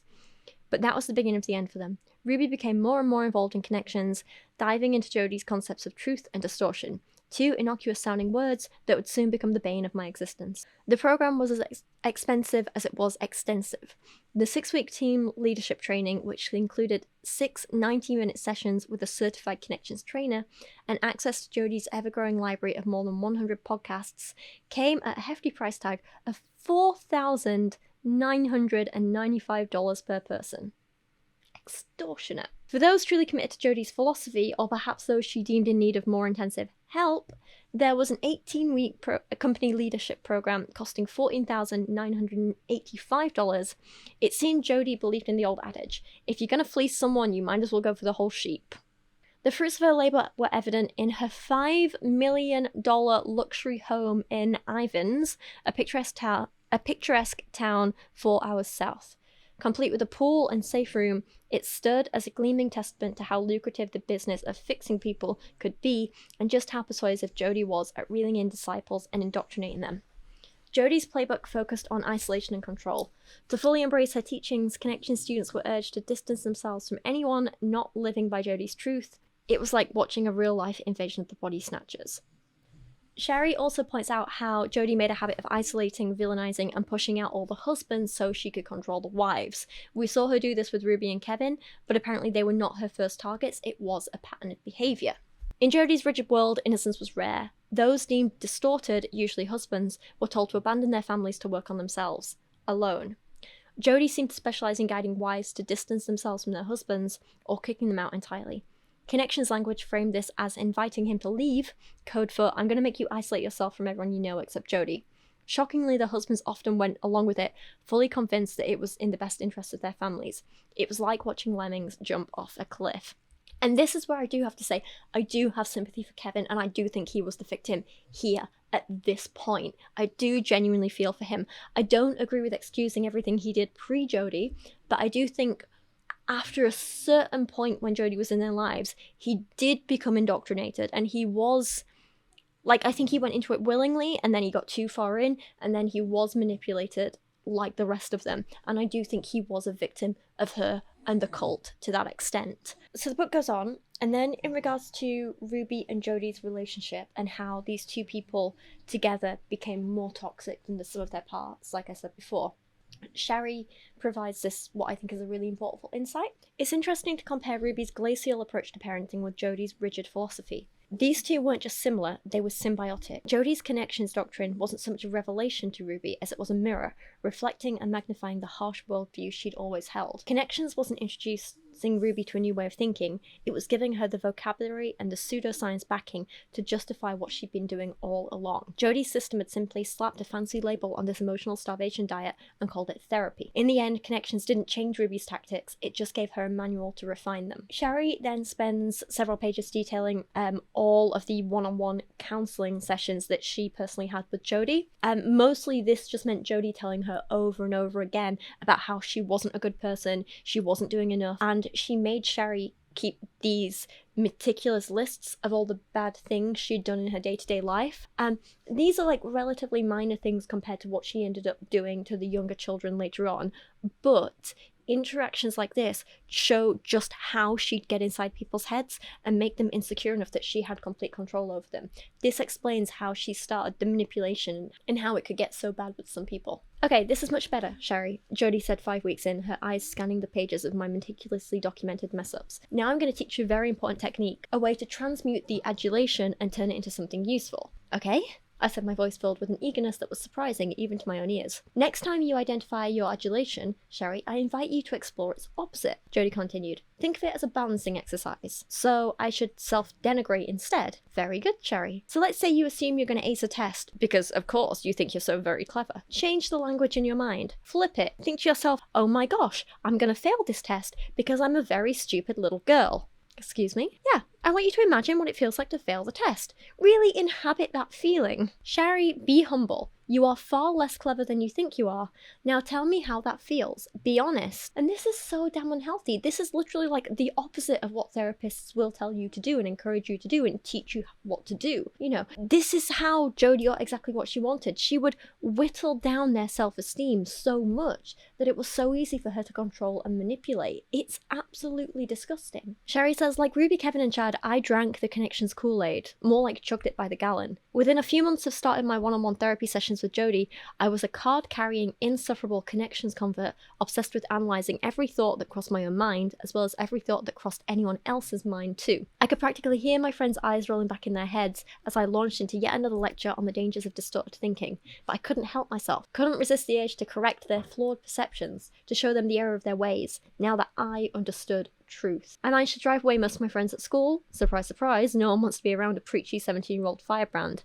And Minnie, Jodi, obsessed with calling out their every cognitive distortion. But hey, they're lost, right? Shari writes that as the pandemic hit in 2020, she started to see Ruby change even more. She had changed. The yelling had stopped. She seemed calmer, more in control. She no longer fluffed the handle at minor infractions or disagreements, but something else had taken its place. Something worse. Ruby's punishments became more psychological in nature, more focused on our emotions and minds than our bodies. Punishments themselves took on a more elaborate, almost theatrical quality. Instead of swift, straightforward consequences, a flick in the lips, a slap on the cheek, Ruby began to devise complex object lessons meant to teach us about empathy, responsibility, or whatever virtue she felt we were lacking. These often involved grand gestures or prolonged periods of deprivation, all designed to make us truly feel the weight of our transgressions. And honestly, this stuff is all so scary to read.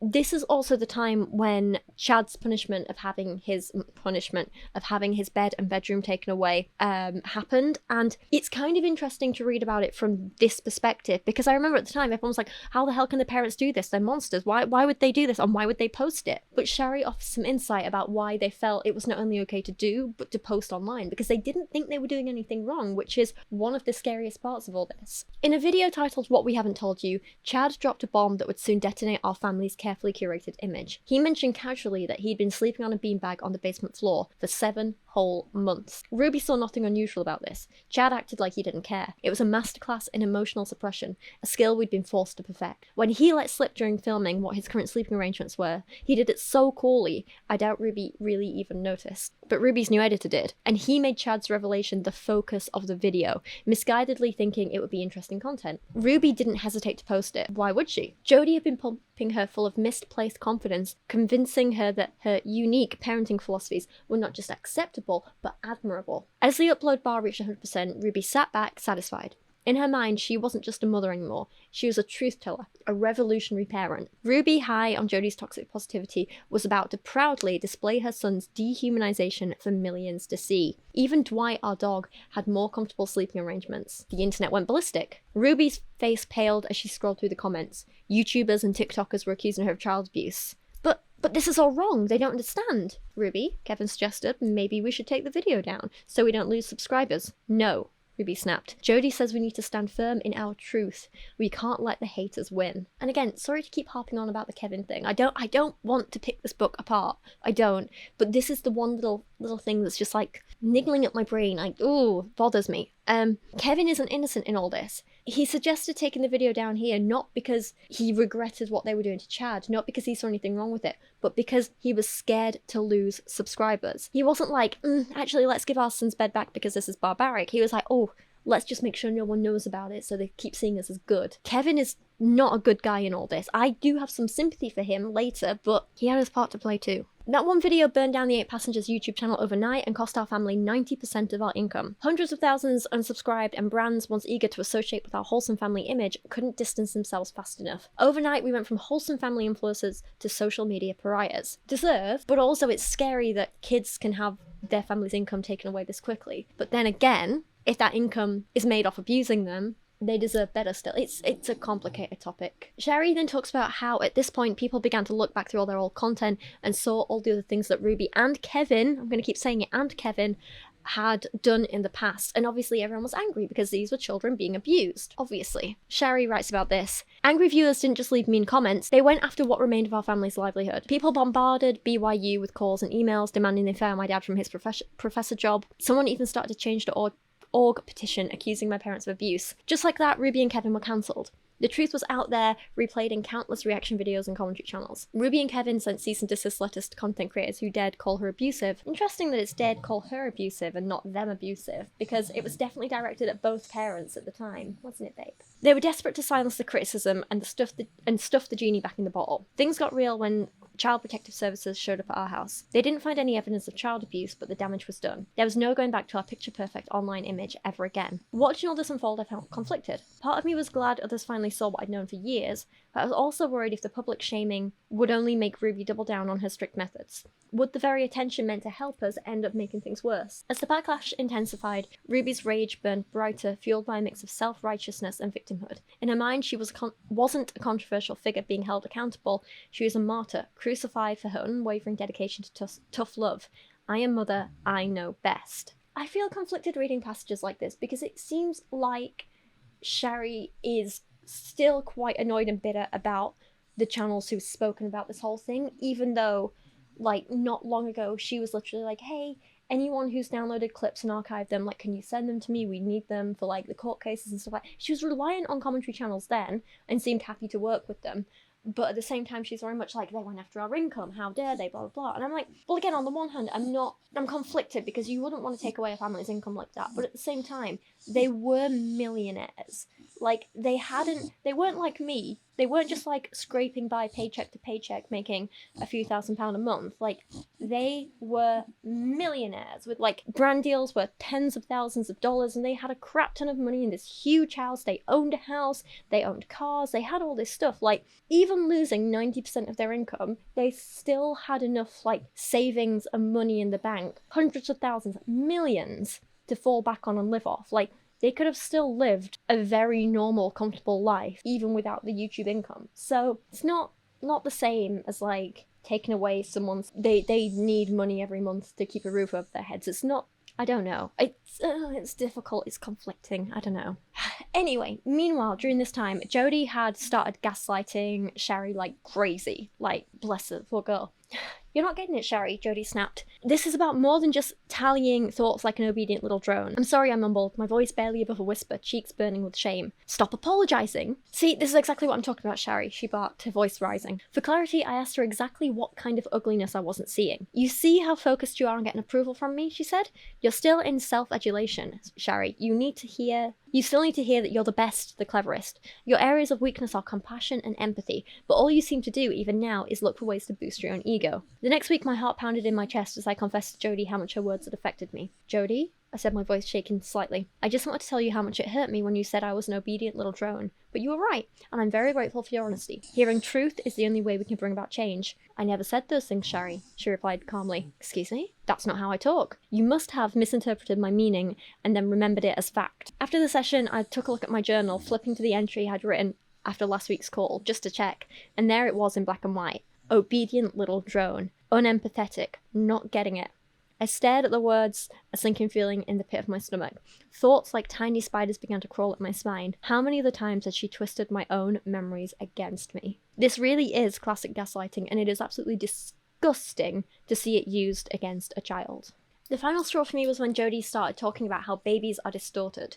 Those tiny innocent bundles of joy with their soft downy hair and their wide trusting eyes. According to Jodie, they're manipulators who feel entitled for their mothers to come tend to their every whim. The problem with society today is that we coddle children, she told me. We give them everything they want, and then we wonder why they grow up to be selfish and lazy. She goes on to talk about how babies are apparently manipulative and awful and blah blah blah, and she says a baby cries because it's entitled and it knows someone will come running because it believes that the world revolves around them and their needs. Unless you train it not to be entitled, you're just reinforcing that behaviour in them. It's our job as women and mothers to break the cycle of manipulation, to teach children from an early age that they need to earn their blessings. Only then can we hope to create a society free from distortion. Bile rose in my throat. Who is this monster? And I absolutely love that Shari is calling this out here because I remember covering this in my first video and it was absolutely sickening the way that Jodie was talking about innocent babies this way. Like, I'm not a fan of babies, not a fan of children, I don't want to be around them. But even I know that, like, they're crying because they can't help it, not because they're trying to manipulate you. That's just stupid, absolutely stupid. Ugh, no, sickening. If I can find the clip from the original video, I'll pop it in here. They believe even newborn babies should be held responsible for every single one of their actions. Listen to this. The second that baby comes into the world, the second, they're independent of you, of anyone. And they will start making their own choices. Even though we probably don't connect babies with agency, they have it. And they're utilizing it from the second they're in the world. They may see something flash over here and they may turn their head to look. That's a choice they're making. So yeah, they don't believe in going easier even on babies. They're like, you're responsible, sort yourself out. If you can move your head, you're responsible for yourself. It's harsh. It's ridiculous. Stop it. You might think, responsible? What exactly am I responsible for? Let's start at the beginning, when you were born. The very first moment that you took a breath into this world, I know you don't remember, and you did do it. We all did. You were engaging in the act of responsibility. and you came out and the umbilical cord was cut, and there was a separation between you and the person who was primarily responsible for you. Now you're on your own. You're the baby bird on your own, learning to be responsible for yourself. This act of responsibility is at the epicenter of whether you will live a life where you have peace, you have connection, you have joy, you have clarity, or it is at the epicenter of you using your agency, your choices, to choose distortion, which is everything contra to peace, clarity, and connection. So if you use your choices to live in victim, to choose victim, which means at the epicenter, I'm not going to be responsible for myself. Again, they keep coming back to this, like, we can even blame babies thing. They really believe you're responsible for yourself from the moment you're born, and you can't possibly be a victim at all. So all those innocent babies who are abused, it's their fault, right? Maybe they made the wrong choices. Maybe they should just take a little more personal responsibility. You know, that 6-month-old who couldn't help when his parents shook him to death. His fault, right? He should have made better choices. Chapter 24 was particularly interesting as well because it offered some insight into why people started to leave Connections. So in my first video, I compared the Connections website and like their staff and the information about it and stuff like that over a couple of years. So I looked at an archived version of the site and then the most recent one before it got taken down. And I remember questioning why there'd been such a big change and why Ruby was suddenly in a lot of the higher up positions that had been previously filled by like a number of people. Shari offers us an answer to this. Jodie's paranoia about her position at the apex of Connections was palpable. In a move that revealed both her greed and her fear, Jodie demanded that all her certified life coaches sign a new contract. No one could use her teachings or materials as independent life coaches unless they paid her a cut of the earnings. MLM. It was a watershed moment. The majority of Jodie's followers, finally confronted with the reality of Jodie's boundless greed, balked at these demands, seeing the contract for what it was, a desperate attempt to maintain control and monetize every aspect of their hard-earned skills. One by one, people started walking away from Connections, choosing their freedom over Jodie's increasingly unhinged requirements. Not all of them, though.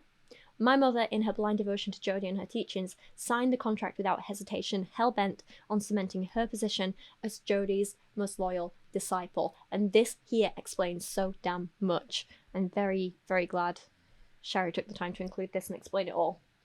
It was also at this time that Shari started to be involved with an older man who she saw as an ally against Jodie. Shari was just 18 and his name was Derek, and he was a high up in the church, a family man and a landowner in his late 40s.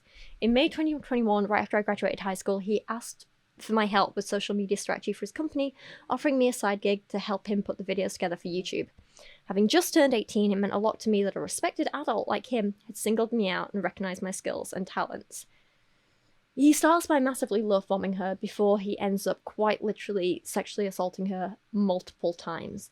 He groomed her, he used her, he assaulted her. He is not a good man. I don't know how much of this experience I want to talk about in the video because I feel like it's Shari's to tell and speak about in her own way, and she does in this book, she absolutely does.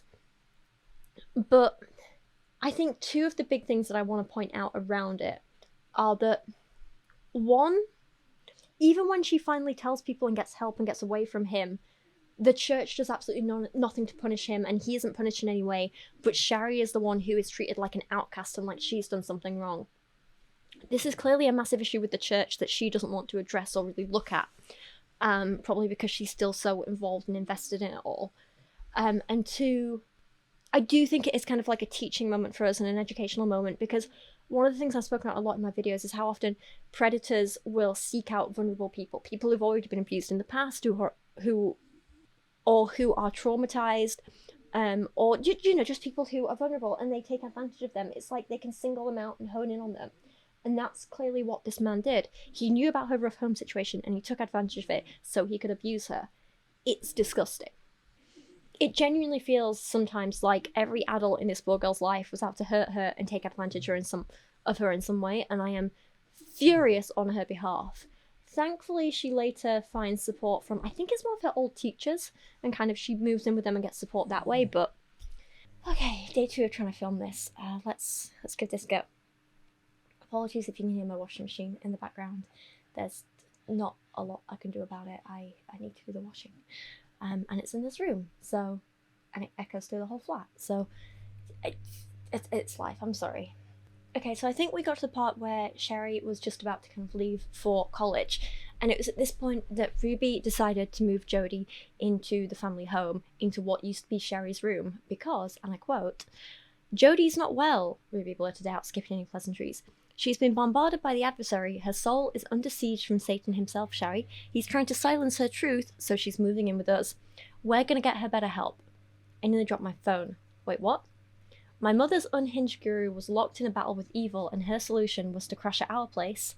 Yeah, she'll be taking over your room," Ruby continued. Shari's journal at the time, it reads, "The house of spirit feels weird with Jody here. Something's going on between her and my parents that we don't know about, and the whole thing is super secretive. I'm trying to spend as much time out of the house as I can." Shari goes on to say that even knowing I was moving out soon, it wasn't easy being in that house. Jody was in a dark place mentally. Night after night, she'd fall into these mysterious trances, not quite seizures, not quite sleeps, but something eerily in between. Ruby and Kevin, suddenly embracing a level of mysticism I'd never seen before, would conduct what they called spiritual interventions for her. Hushed, intense sessions meant to heal her. Ruby soon decided that it was best for her to bunk with Jody, so her friend didn't have to suffer through her demonic night terrors alone. I never remembered her being that sympathetic towards me when I was having similar issues as a kid, but this was different, I guess.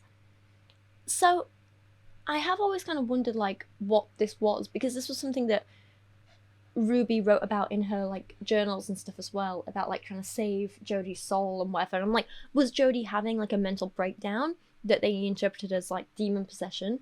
Or was it all an act to try and, like, get Ruby close to her, get her on side? I don't know. I genuinely don't know. I'd be very interested to know, like, what was actually happening here. I've no idea. Next up, Kevin talks about Jody opening up to Ruby and the other women in the cult about her delusions and hallucinations. She doesn't call them that, but that's what they are. She started having visions of being haunted by shadow figures. And again, this sounds to me, and I don't mean this in a disrespectful way, just an observation kind of way, this sounds to me like Jody is or was mentally ill with some very, very serious issues, and that Kevin was aware of these issues. So I have to ask, if you know this woman is having delusions and hallucinations, why did you allow her control over your marriage and your children? Why? March of 2021, when after a conference that a connections conference down in St. George, all the inner circle, all the people who were being trained as mental fitness coaches and stuff. So that was Ruby and a bunch of other people and their spouses. We went out to like a dinner afterwards, and that's where Jody really opened up to the women in a private conversation that she believed she was being tormented and haunted by shadow figures every night. And that was spooky. We see Jody's mental illness progressing and getting worse and worse, because there's a story at this point of Jody having a mental breakdown, attempting to harm herself a lot, attempting to seduce a friend's husband, all sorts of really, really dangerous behaviour. And again, I feel a little sorry for Jody going through that, but at the same time, I have to ask, especially about Kevin and Ruby, why would you allow someone who's going through that herself to provide counselling for your children? At this point, Ruby and Kevin went to stay with Jody for a bit to try and help her, and apparently he really genuinely started to believe that she was possessed or haunted, because, well, listen to this. She opened up and talked about, her struggles and what was going on, and I can't explain some of the stuff that happened while we were there. Like crashes in the basement while we were talking upstairs, and plates like in the kitchen just flying off by themselves, like full speed, smashing on the wall and falling to the floor by themselves. I can't explain it, but I saw it with my own eyes, and I don't have any way to explain it other than there's some crazy shit going on. And it turned into just like crazy house. The moment she showed up in my house, just the weirdest crap started happening. Lights turning on and off, sounds of people walking in walls, and like sounds like footprints going up walls and across the ceiling, and like stuff floating around, and it was weird, and I hated it. And I became the resident exorcist. That was the title I came up with myself. I thought it was kind of funny, but it was my job to like go and give her blessings whenever she started to like go into a trance and go into possession, and which started to be a lot. And Ruby would go up and check on her. It started like every 4 hours at night, and then it moved every 2 hours at night, then it moved every hour at night, and then at some point Ruby said, you know what, I'm just going to start sleeping in there, and if I need you, I'll come down and get you. I'm like, that's kind of weird, but okay. And that was that. They started sleeping in the same bed. Kevin then talks about how apparently Ruby said she started having visions from God, and at this point her and Jody started sleeping in the same bed and locking themselves away in rooms together for hours at a time. And this thing about Ruby and Jody sharing a room, we'd heard this before. There was a lot of speculation about the relationship between Ruby and Jody, that it may have been romantic or sexual in nature, but it's something that I've not really wanted to speculate on before because I didn't really think it was our business, although a lot of people did in the comment section of my videos. They were like, they have to be. But it seems like Shari also suspected that there was something going on between them. I don't know that this part is really any of our business. Well, actually, because if she was cheating on her husband, then yeah, that's pretty damn bad. But I don't know. I'm gonna read you what Shari says, and you can make up your own minds if you want to. So Shari writes about how one day she came home and went into what was her old room to grab some books, which, like I say, is the one Jody had been staying in and Ruby had now taken to sleeping in most nights as well. And Shari says, I pushed open the door to my bedroom and looked around confused. The room was bathed in the soft glow of candles. The air was heavy with the scent of lavender and vanilla wafting from the massage oils on the dresser. I quickly grabbed what I needed and got the hell out of there, feeling like I'd just walked into someone else's honeymoon suite. The only thing missing was rose petals on the bed. That night I couldn't sleep. Maybe it was the fact that the couch was set in my back, or maybe it was a sense that I'd seen something I wasn't supposed to. I tossed and turned, thoughts swirling. It must have been around 5 AM when I heard a creak of footsteps upstairs. I cracked one eye open just in time to see Ruby tiptoeing out of my room, her hair messy, her cheeks flushed, and her robe hastily tied, heading back to the bedroom she shared with my dad. A strange smile on her face. She looked mischievous. What the hell was going on? Why was Ruby sneaking around in the middle of the night like a teenager trying not to get caught by her parents? Were they really doing candlelight massages in my bedroom? How could this be happening with all of us in the house? In that moment, I felt bone-deep pity for my father, a once proud and rational man who seemed completely oblivious to what was happening right before his eyes. It was equal parts fascinating and horrific.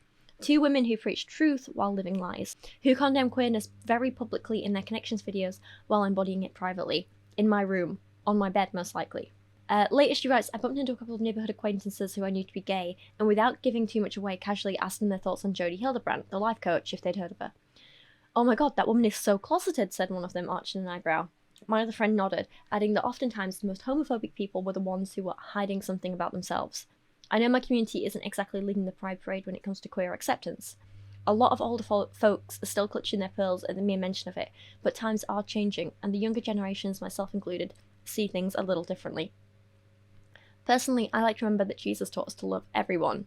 So I found this really interesting, and it's, how do I say good? Good's the wrong word. I guess it's kind of validating for a lot of people who suspected it to know that someone who was there at the time witnessing it also felt the same way. I imagine, I don't know. Anyway, there you go. I found that quite interesting. At this point, she talks about her dad, and she's still painting him as like, ooh, naive little victim. He was just, you know, a pawn in all of this, couldn't do anything. But at the same time, this is one of the few times she actually seems quite critical of that about him. So this was a I felt like this was a more appropriate response to his behaviour. She says, I felt helpless watching all this unfold. I know. She says, I felt helpless watching all this unfold. Dad, who seemed like a shell of his former self, wasn't doing anything to stop it either. I wanted to intervene, to shake him out of this compliance, but I didn't know how. I yearned for my dad to find his backbone, to step up and be the protector he was supposed to be, to shield us somehow, and convince Ruby that Jody needed the kind of care we simply weren't equipped to give. In the end, he never even tried. This is the part of the book where Pam is mentioned too, and I'll fill you in a little bit about her in a second. Let's just read what Shari has to say first. Pam, Jody's oldest and dearest friend high up in connections, was always popping by with a case of soda and a high-pitched hello that set my teeth on edge. The three of them, Ruby, Jody and Pam, would hole up in my old bedroom for hours on end. They went boating in Lake Havasu in Arizona for a week and would make little shopping trips down to Mexico, coming back with grocery bags full of pills. When I asked about it, Ruby claimed that it was part of their grand plan to stockpile antibiotics for the end of days. It was as if they formed their own exclusive apocalypse collective, and the rest of us were decidedly not on the list. So Pam is someone we spoke about quite briefly in the first video I made on this topic. And she was one of the few people who really stuck around Connections for quite a long time. And she seems to have been massively enabling Jody and playing a part in abusing the children too. So it's good to see her being mentioned and called out here. As of 2021, Connections was primarily run by Jody, but alongside two people, Pam Bodger and Josh Miller. Now, Josh at the time was described as the business manager for Connections, but he completely disappeared from the website sometime in 2022 and is now working for a company called Patch My PC. Very, very different. Any connection to Connections seems to have been wiped from his public profiles online, so I can only speculate that maybe he realised how harmful Jody and Connections was or was becoming and decided to completely distance himself from it. Maybe, I don't know. So let's not send him any hate. He's not involved anymore. We all make mistakes, right? And there's no proof that he will use any of the stuff that Jody spouts online, so no shame to him. Pam, however, Pam is different. Pam is still associated with Connections. She is still listed on the Connections website as the president of the Connections Foundation, and while she might not be a public face of the company, she's very clearly been involved with it right from the beginning, and she's still involved today. I would be very interested in knowing what she has to say about Jody and Ruby's arrest. The whole like hoarding pills and stuff, I feel like I may have heard something about that before, I'm not sure, but a lot of it seems like maybe new information, I can't remember now. But it's interesting, they really were like really deep into the cult thing. They were hoarding food and pills and all sorts, and you know, they had their safe room and everything, and it's just, yeah, it's a lot, isn't it? It was around this time when Pam started showing up that Kevin also began to be more and more isolated, and Jody began to take control not only of Ruby's life, but her finances and business too. And again, this is something we spoke about in the first video, how like the 8 Passengers channel became the Connections channel, the 8 Passengers Instagram became the Connections Instagram, and so on. So Jody was really taking over everything, and this is just confirmation here that she also started to take a lot of money from Ruby as well. So as Ruby, Jody and Pam grew closer, bonding behind closed doors and sharing whispered conversations, Kevin found himself increasingly on the outside looking in. He was told that upstairs was off limits. He could leave the house when he wanted, but he couldn't return without Ruby's permission. Even access to the kitchen for meals required her approval. And Ruby dictated if and when they were allowed to communicate. New house rules inspired by Jody. Ruby even tried to transfer control of the 8 Passengers YouTube brand to Jody. So this kind of stuff, like controlling when and where your partner can go and taking like their money and business away from them, like Ruby did with Kevin, that is abuse. Straight up, that is abuse. And this, again, like I say, is where I feel really sorry for Kevin. He was the victim here. I will fully acknowledge that. So Shari finally left for college, but instead of this being like a moment of freedom for her, her creepy groomer Derek just took it as an opportunity to finally take advantage and sexually assault her, which is absolutely heartbreaking. She is so damn brave to talk about this. I'm so sick of predators. I'm absolutely like fed up of them. I feel like I talk about them so much on this channel, like especially this last year, because so many people have just been outed for being predatory. But like, it still shocks me every time. I'm just angry and fed up, and I'm tired of it. I do really commend Shari for her bravery though, and talking about this and calling it out. Like, that's amazing, wonderful. She's doing so well. I think, again, one of the creepiest things, and this is not only criticism of him as a predator, but how the church enabled him, and that whole set of religious beliefs enabled him, is, so he got like really creepy, he got possessive, he was like tracking her phone and her movements, all while assaulting her, and he insisted that he was training me for marriage, showing me things I would need to do in order to please my future husband. It's just like, oh, it's horrible. This is what, like, purity culture and this whole idea of, like, you having to be married off as soon as possible and saving yourself to marry, like, it all ties into this, and it's what enabled the abuse, and sickens me, it really does. So that year, Christmas rolled around and Shari had to go back home to her family. And she says, Christmas was just around the corner, which would mean another 2 whole weeks sleeping on the couch, and my mum and Jodie acting like giggling schoolgirls in their matching Christmas sweaters, filming their preachy, hateful connections videos in my bedroom in front of the little mural I'd painted in between daily Dairy Queen runs. The atmosphere in the house was somehow even stranger than I remembered. My dejected father was now sleeping alone in the marital bedroom, with Ruby and Jodie permanently installed upstairs in my room. Stealing the baby. Oh, stolen the baby. Stolen the baby. I need a hug, my gorgeous girl. I love you, baby. Kyra the baby. Kyra the baby. Oh, Kyra, the baby. There's you. There's you, snuggle bug. And comfy cozy. Okay. Hey, if you want to go up, I can help you. There you go. Oh, you're safe, little butt. You are safe. A few days before Christmas, the adults gathered us children in the living room. Ruby and Jodie, addressing the 4 oldest of us, relegated my 2 youngest siblings to a corner. When making me aware of something, Ruby began, her tone unnervingly calm. Your youngest siblings won't be receiving any presents this year. We're teaching them not to be selfish and entitled, Jodie added, her face a mask of self-righteousness. My father, ever the silent supporter, nodded along. I glanced at my youngest siblings. Their faces were pictures of dejection and confusion. Christmas should be magical for children, a time to feel cherished and celebrated. This punishment felt cruel and vindictive.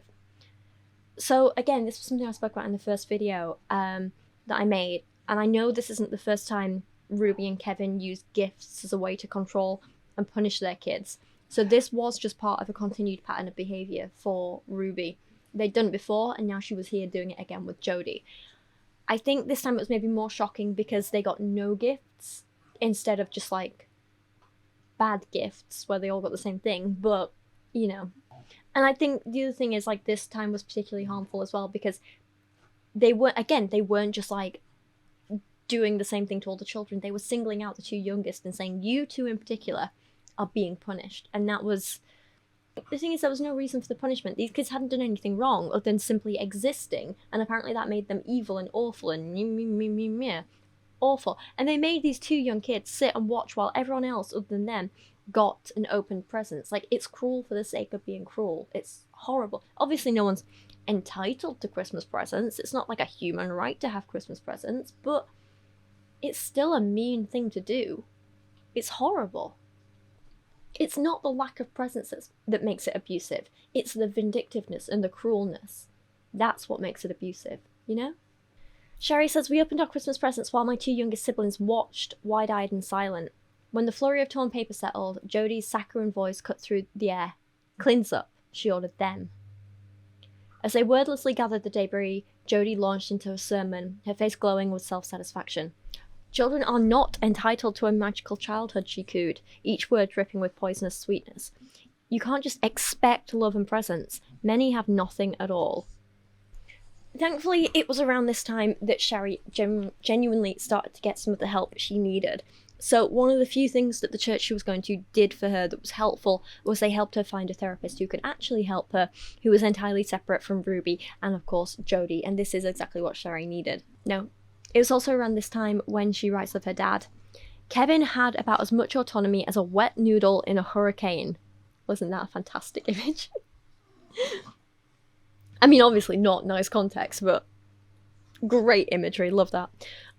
His every thought and action was dictated by the whims of his unhinged masters, Ruby and Jodie.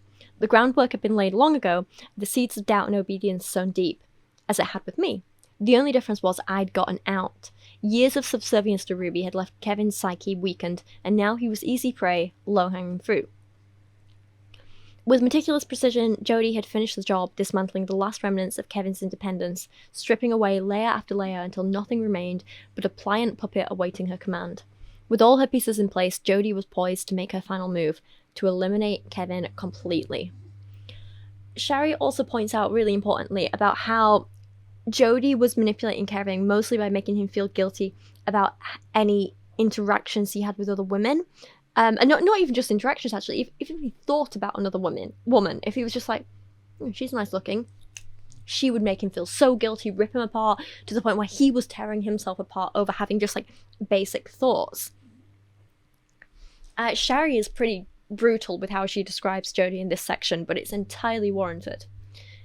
Jodie saw sex everywhere, in every interaction, every glance, every fleeting thought. In her mind, the world was a cesspool of lust and distortion, a rolling sea of desire, a 21st century Sodom and Gomorrah, with only her twisted version of truth offering any salvation. You know, we often say how often some of the most sexually repressed people are the ones who are most obsessed with it. The ones who've been denied it, who've been told it's bad, terrible, awful, you need to feel guilty, you can't do it. The ones who've had a lot of restrictions on it probably think about it the most, you know? Shari says, a part of me pitied her, a repressed self-loathing, that deeply damaged woman trapped in an environment in which she felt compelled to conceal her true nature.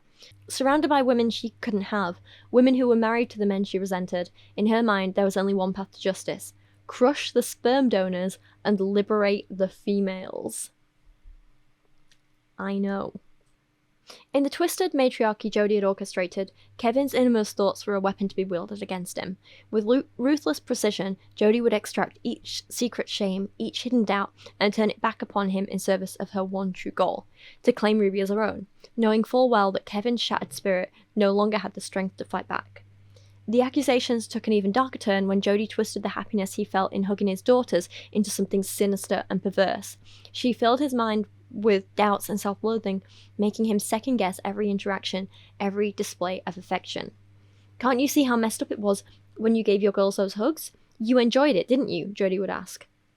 I could only imagine the horror and disgust that filled Kevin's mind. The shame, the fear, the sickening idea he might not be a safe person for his own children to be around.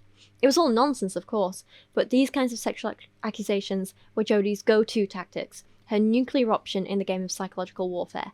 She'd used it time and time again to tear families apart, planting seeds of doubt and spinning false narratives of incestuous thoughts, infidelity, or porn addiction.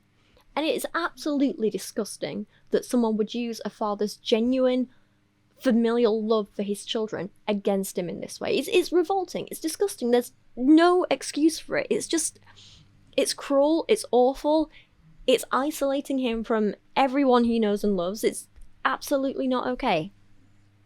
I shouldn't be shocked by the things I hear about Jodie at this point, but I still am. She still manages to get worse somehow. Don't ask me how, I don't understand it. So eventually, all the lies, the manipulation, everything, it worked, and Jodie finally kicked Kevin out of his home. She also made him be the one to tell Shari and the other kids, and he had to tell Shari, "Your mum has invited me to leave the family home so I can work on myself," he said, his voice cracking. "Once I'm better, I'll come back and we can be a happy family again. I'll be gone for at least a year." He said, "I'm leaving and taking Chad with me. Chad is also selfish. I guess selfish people belong together." Which is clearly just parroting Jodie there, isn't it? "I don't want you to end up like me, Shari," he continued. "Maybe this can be a learning experience for you." Kevin then dropped another bombshell. He wouldn't be communicating with the other kids, only me. And I assume Chad, because he was with him. Although, actually, no, we find out later. No. The next morning I woke up to the buzz of my phone, this time a lengthy text from Kevin. "Shari, things have changed. Chad and I are going to ask that you don't contact either of us until we're ready to reach out to you. Please don't contact me. Don't be selfish about this, and don't hold resentment for this. Use this time to get close to your mum and your siblings." I read the message once, twice, three times, each word cutting deeper than the last. So this is clearly Ruby and Jodie trying to isolate not only Kevin and Chad, but also I think Shari from her family. It was the first step in isolating her as well. But it's for stuff like this. This is the reason I can kind of understand Shari's loyalty to her dad and wanting to make him look so good in this book and painting him as the hero. I just can't help but feel like she's making a few too many excuses for him in the earlier chapters. But, oh baby, I know, it's okay. But I understand and have no issues with her portrayal of him later on in these sections where he was the victim. He was. She does actually say, and I'll give her credit for this, so at the end of this chapter she says, "As days turned into weeks, I found myself reflecting on Kevin's role in all this. He was far from perfect. Over the years, he'd made his share of mistakes, enabling Ruby's toxic behaviour and standing idly by as she steamrolled over everyone. He was her faithful servant, catering to her every whim, no matter how unreasonable. But Kevin was never a selfish man. His greatest weakness was his selflessness. He gave and gave until there was nothing left. Now he'd gone willingly into exile, cutting off all contact with us, his children, to please his wife and protect us from the vile monster Jody had led him to believe he was." I don't know, like, I like the first bit, the reflection bit. The conclusion, I'm not sure about. But then again, I don't know him at all. It's like, as I said earlier, like, am I able to see and judge him more clearly because I'm not involved and I have no bias?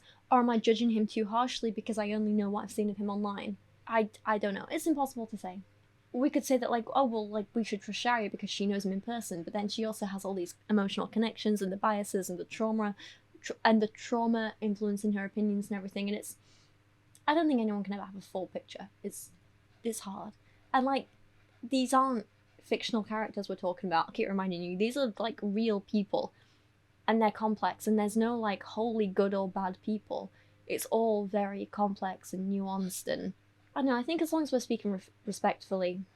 So, even though Kevin said he was having to take Chad with him, it turns out that Ruby had and Jody had kicked Chad out of the house, but he was being made to live separately and work alone, actually without Kevin. He was being made to be independent, but at the same time he was also completely brainwashed by Jody and fully believing all of the connection stuff. So Shari tried to reach out to Chad. She managed to track him down, find out where he was, only for Ruby to send her a really, really long text saying that because she tried to talk to Chad, Shari was now entirely cut off from the family.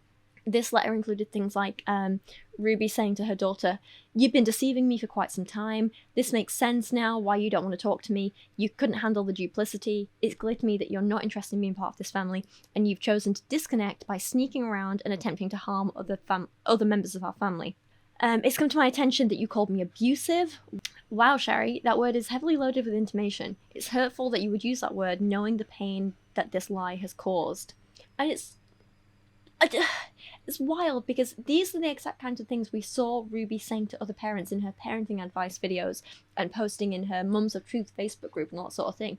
But it's almost more shocking hearing her saying it to her own daughter like this. It's like, because before she was just giving like vague advice, and it wasn't abstract, but you could almost like disconnect from it and be like, well, no one's actually going to listen to her, no one's actually going to do that, even though they were, which was the problem. But here we can see, like, no, she was actually doing this to her own child, and that is damn heartbreaking. Around this time, Shari also writes that the situation at home had escalated. With Kevin gone and Ruby increasingly absent, I felt a growing sense of dread about my younger siblings' welfare.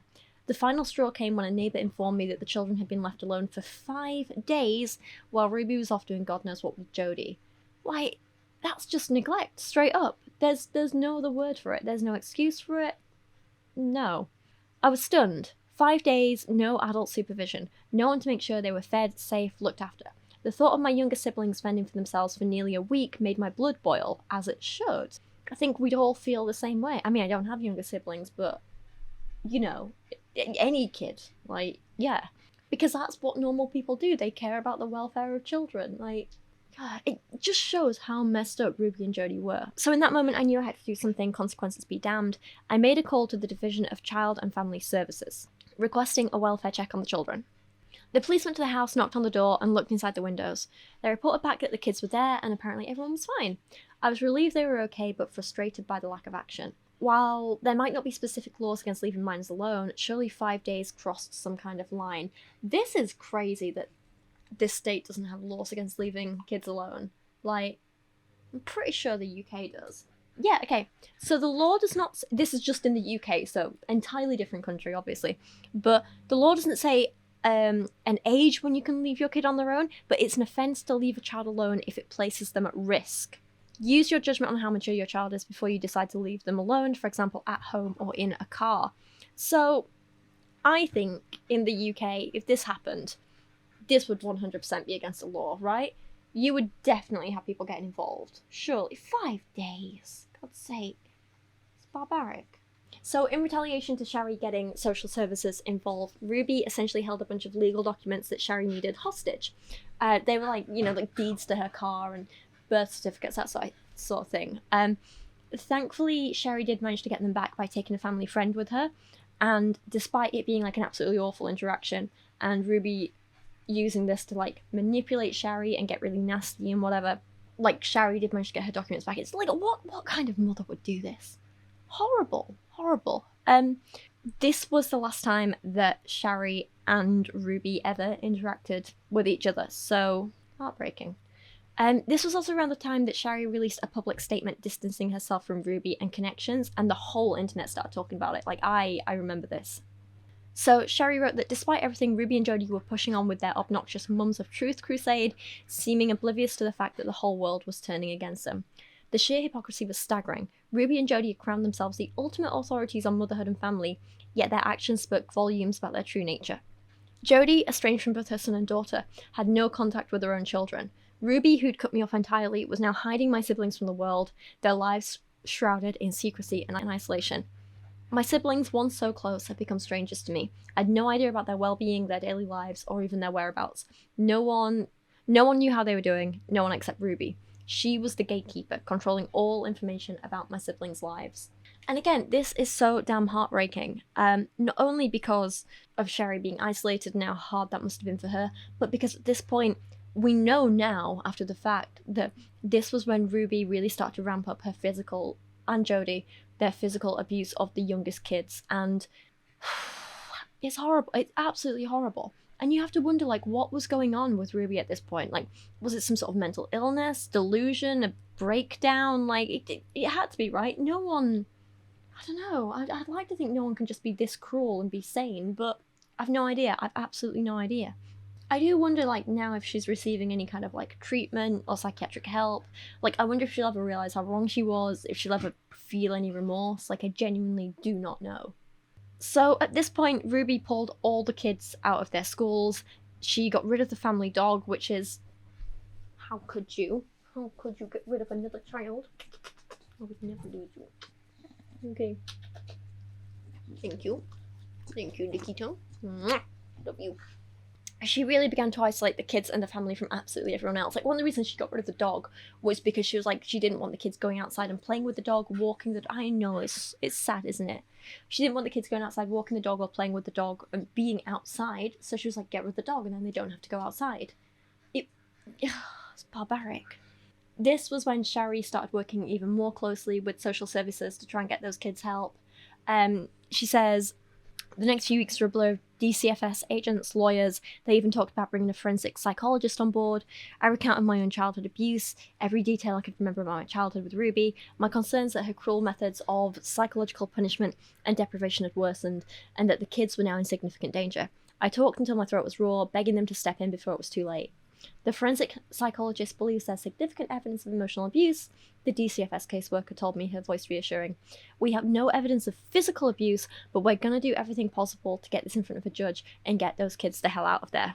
Which sounds fantastic, until October 2022, when the DA apparently claimed there was not enough hard evidence to prove abuse, which is just crazy, isn't it? I think one of the reasons I want to talk about this whole situation so much is that, like, Shari did everything she could to try and get these kids help, and no one was helping her. The authorities that should have been in place to protect these kids weren't doing enough. They weren't doing their jobs. And I think it's really important to talk about that and raise awareness of that, in the hopes that, because I'm in the UK, I can't do anything about, like, American laws and politics, right? But I do have a large American audience, so I feel like if I can talk about it, then you guys can go ahead and talk about it as well and get more people doing things. Sign petitions, vote accordingly, like, make sure something gets done, please, because we can't have situations like this happening again. Like, it's not okay. So in December 2022, Ruby moved out of her house and into Jodie's house. I think the timeline's a little confusing here, and as well written as most of the book is, it does start to get a little bit unclear in places, so apologies if I'm reading some of this timeline wrong. But basically, like, at this point, the neighbours who'd been keeping Shari up to date with information about the kids as much as they could no longer help because they were in a different house, I believe. And at this part in the book, Shari seems to have stopped idolising Kevin quite so much, but which is a lot less frustrating to read. She says things like, I wish I could have called Kevin, told him what was happening, asked for his help as my protector. He was right there every day teaching on the university campus, the university that she went to, and he just still refused to see her. But it was as if I was invisible. My dad, still the man who'd held me as a baby, who had taught me how to ride a bike and tie my shoes, could no longer see me. He wasn't my protector anymore. He was just another person who'd let me down, another person who turned their back when I needed them the most. It was also around this time that Shari really, really bravely opened up to the people around her and the people she went to church with about the abuse she was facing from Derek. And while some people were lovely and supportive, and she definitely needed that, like the family friends she was staying with, I think it was like her old teacher and his wife and stuff, they were absolutely wonderful, very supportive, very helpful. But when she told like the church, because like I said, he was a higher up in the churches, he worked for the church doing stuff for them, but her church and her bishop were just victim-blaming pieces of crap. They punished her for his actions and never gave him any punishment. Like, what the hell? She deserved so much better. But this is why I think there needs to be more critique of the church as a whole, and Shari's not in a position to do that, at least not right now. And she's not quite able to critically analyze these religious beliefs she holds, because it's a belief system that is inherently misogynistic and blames women for the actions of men, shames women for the again, the thoughts and actions of men. It's what purity culture does. This idea that it's what modesty culture does. This idea that women need to cover up in case they tempt men and so on. But in this case, it's like you had a young, vulnerable woman with a lot of trauma who was, oh careful baby, barely an adult, she was barely 18, being taken advantage of by a much older man in a position of power who sexually assaulted her repeatedly, and they're like, oh, it must be the girl's fault. Like, that's not okay. Absolutely not okay. Shari also reached out to her grandparents, who were Kevin's parents, for help. And Shari doesn't say much about what was happening in the house with Ruby and Jodie at this time, which is understandable because she wasn't there, and she also feels like the kids' stories aren't hers to tell personally. The focus in this section of the book is mostly on how she was trying to get the kids help and save them, not what she was trying to save them from. Again, absolutely fair. Thing is, like, it's very public knowledge what the kids were going through at that time, because Ruby kept very detailed personal records of it all, journals and notes and that sort of thing. So we've sadly read it all. It was horrific. I actually hated making that second video. I just like was nearly crying constantly. It was horrifying. Yeah, so if you go watch that second video, just be careful going into it. Meanwhile, Ruby and Jodie's online content was becoming more and more unhinged. Again, we saw this in my first video. We went through it all. I don't want to say I wasn't lucky. That's the wrong word. Basically, like my timeline throughout that whole period was I'd been doing this like big deep dive into connections, and I was like, because I basically thought it was cult-like, and I was like, oh, that's something to talk about. So I downloaded like a crap ton of their videos, and I was making my way through them and watching them and making notes and clipping them for stuff. And I've been working on that for a couple of months when like the arrests happened and everything like that. And within a couple of days of that arrest, like the YouTube channels were just completely wiped and gone. And in a lot of ways I was like, well, thank God I'd already downloaded so much of it. Anyway, I say all that because like it meant that in that first video I could like show tons of this footage that Shari is talking about here in her book. She says, even the disturbing videos Ruby and Jodie kept posting in their connections classroom weren't seen as cause enough to justify intervention by Child Protective Services. They continued spouting their increasingly alarming ideas that adults can force children to do whatever they want, that children have no right to privacy or autonomy, that medication is a sign of living in distortion. They railed against social media, claiming it was corrupting children and turning them gay, while asserting that being gay was a sin and a choice.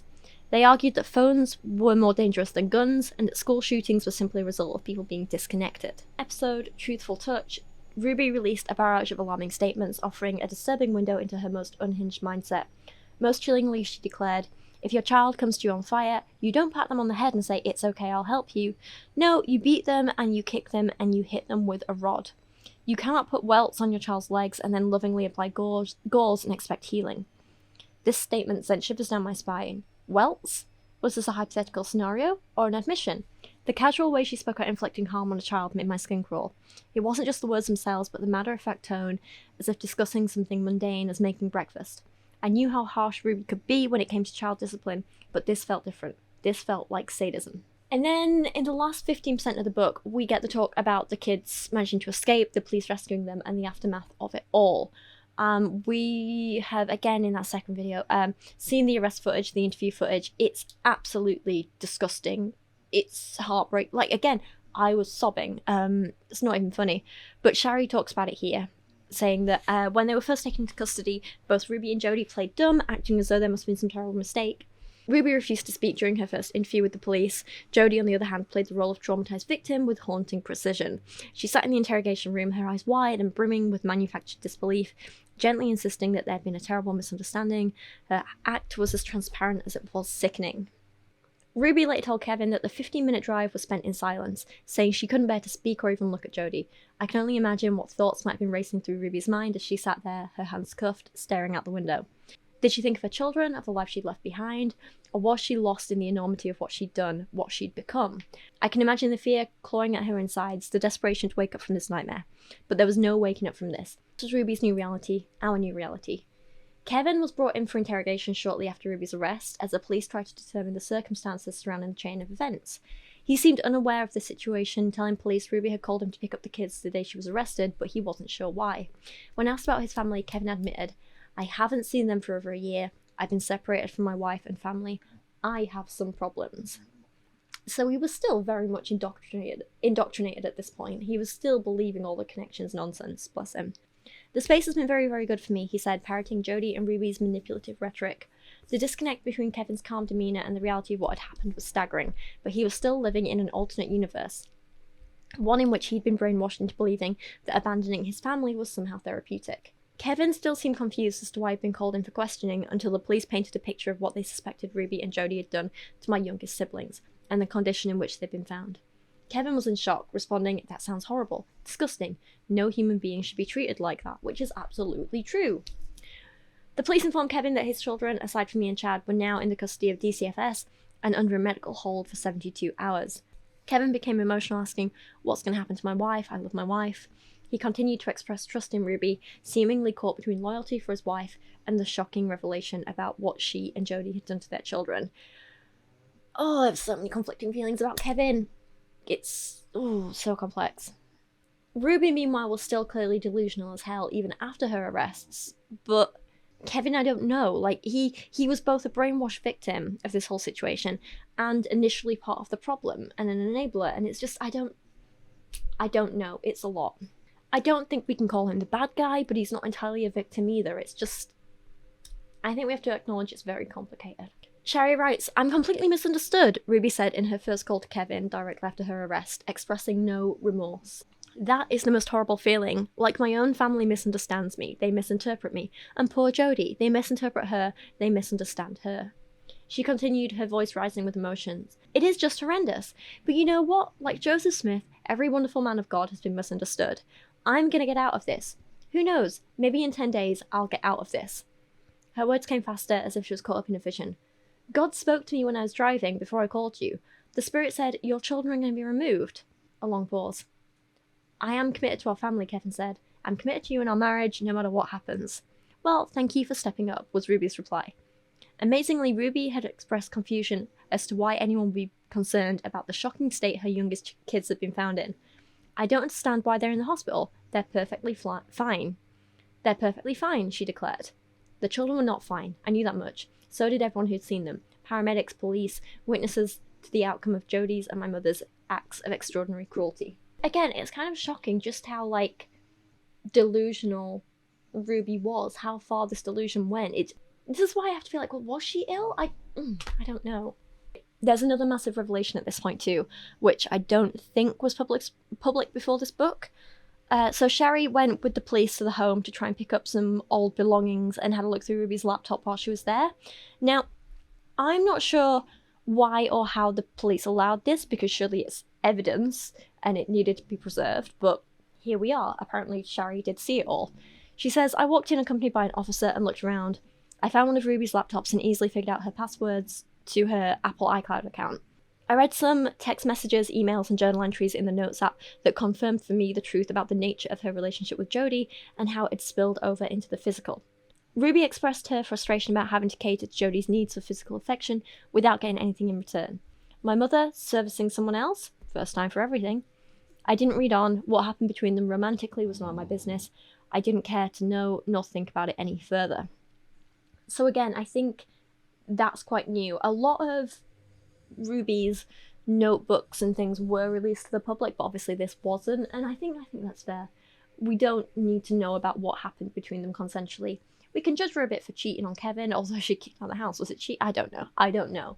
But other than that, that is their business.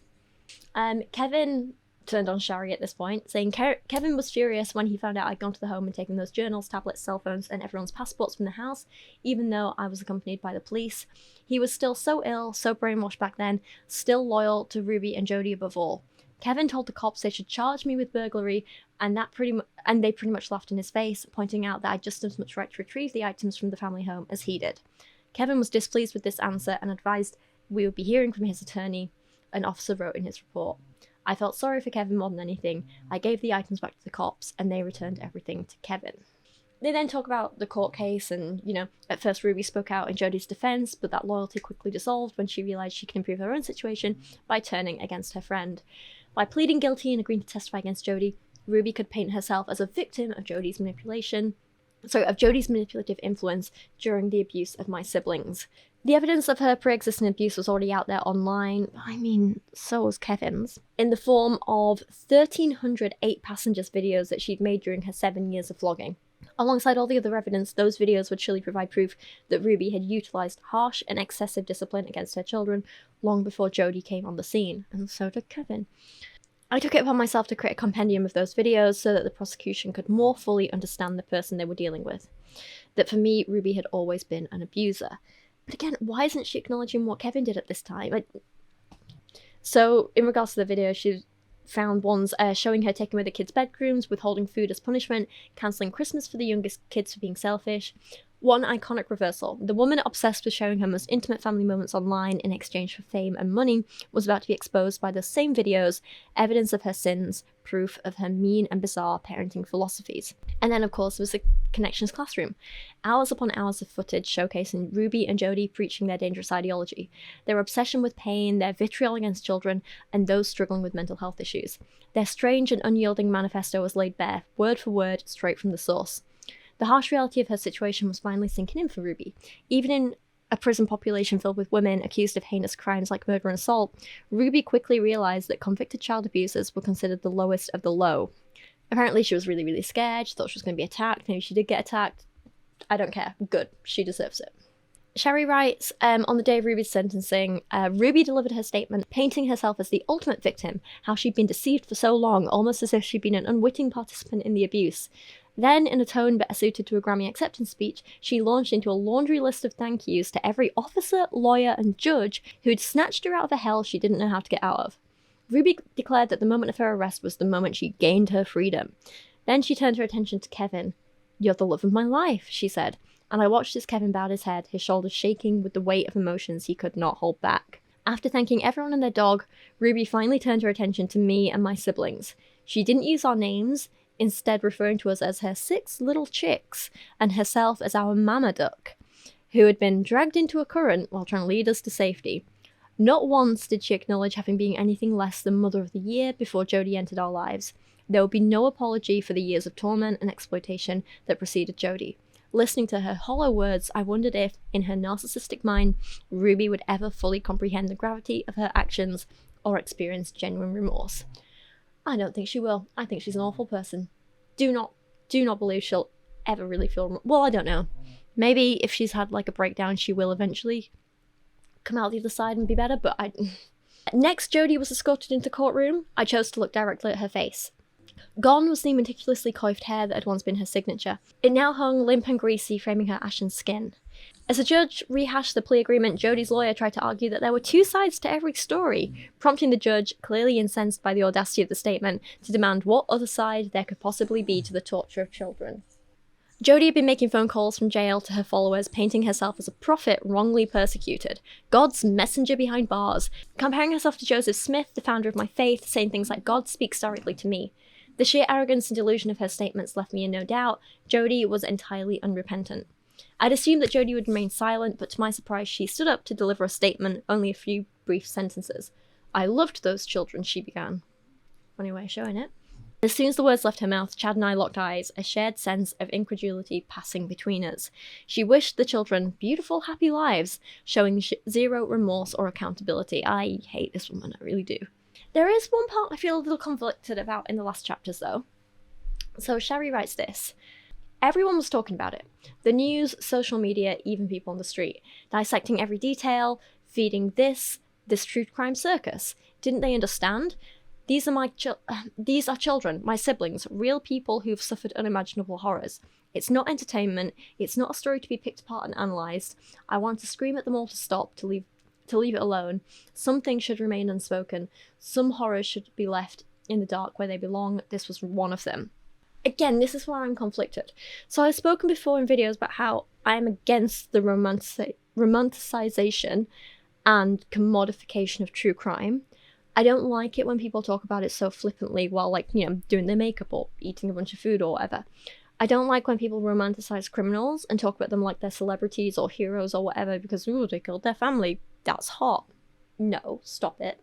But I do believe that, like, when it's done respectfully, it is actually important to talk about these things. Like, for starters, without online content creators and media outlets archiving so much of the 8 passengers and connections footage, then there wouldn't have been so much evidence against Ruby and Jodi. So, you know, because they immediately wiped their social media accounts when they were arrested.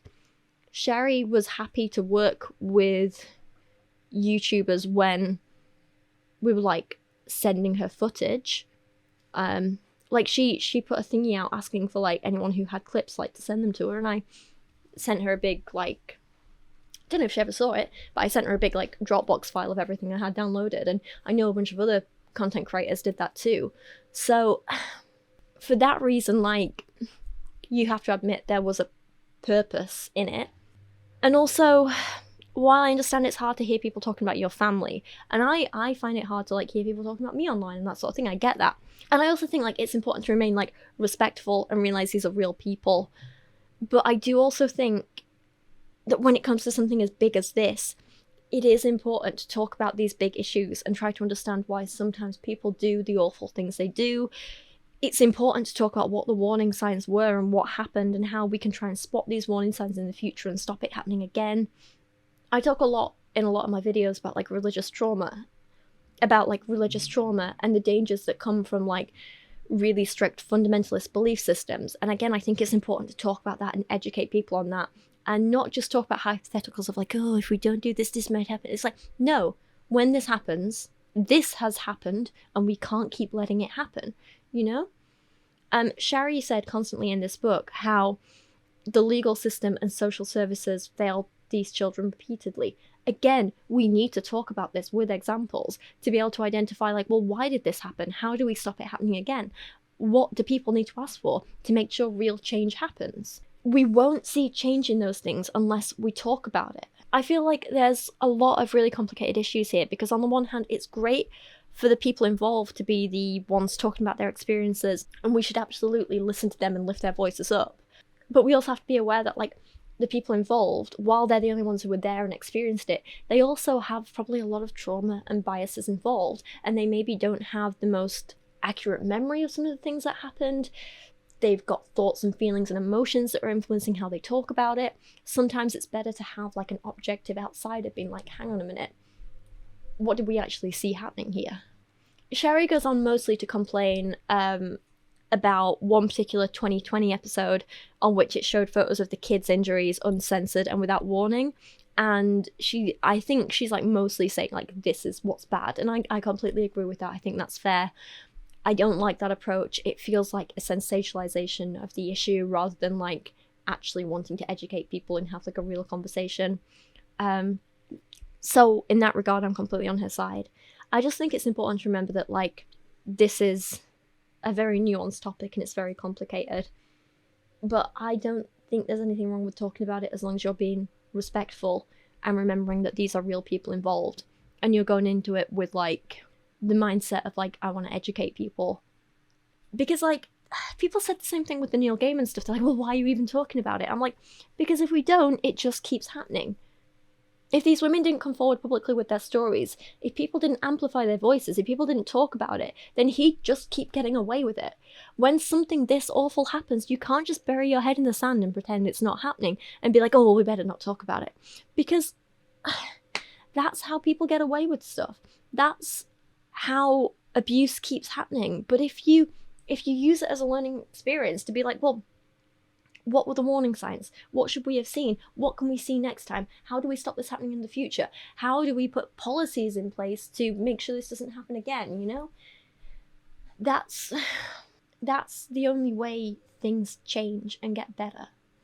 It's like people are like, well, what's the point in talking about the Neil Gaiman allegations, for example? And I'm like, because if we didn't talk about it publicly, then he'd still have fans and women would still be like going up to him and putting themselves in vulnerable situations, and he would take advantage of it and hurt more women. And my camera battery's just died, so the last like 5 minutes I think are going to be black and white. I'm so sorry. Not black and white, so just a black screen. Sorry.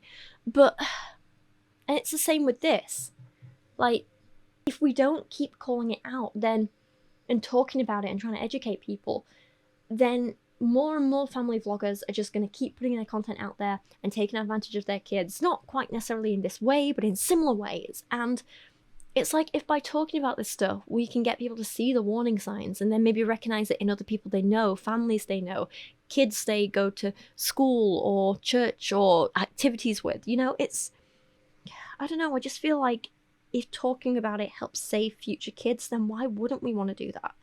Or do you just want abusers to just be, I don't say ignored, because I mean in some ways we should ignore them, but do we just want their actions to be ignored, like they're not a big deal, like, oh, it's fine, it's happened, let's move on? Because I don't think we should move on. I think we should keep talking about it until real change happens, you know? I don't know. Anyway, sorry. Shari ends the book with talking about how Ruby is a narcissist and that now she's gonna have this big fresh start. She wants kids of her own one day who she'll treat better than her mum treat her, and all that lovely stuff. So great. Okay, in conclusion, I thought it was a really good book. I really enjoyed it. Like I say, there were a few little bits I had issues with, but I think we've covered them. Overall, though, I mostly just want to say that, like, I have very positive feelings about this book overall. I have a lot of respect for Shari talking about this and putting her side of the story out there. And even if she does have a few like biases and some ongoing trauma, I think overall the book does more help than it does harm, which is what's most important. I think she's brave. I think her siblings are incredibly brave and strong.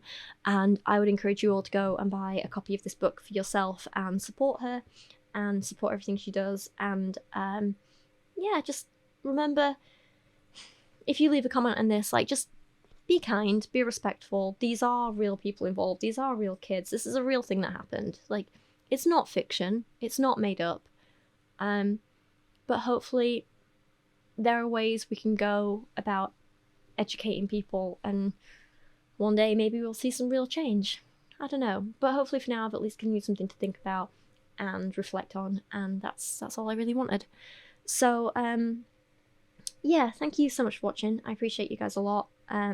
If you like this video, then yeah, it'd be great if you want to subscribe and stick around. I talk about lots of different topics, just whatever kind of interests me and feels important at the time. I'll often do like book reviews. I'll talk about social issues, a lot of feminist issues and pro-LGBTQ plus issues and all sorts of stuff like that. So yeah, if you want to stick around for that kind of content, then that would be great. Thank you so much.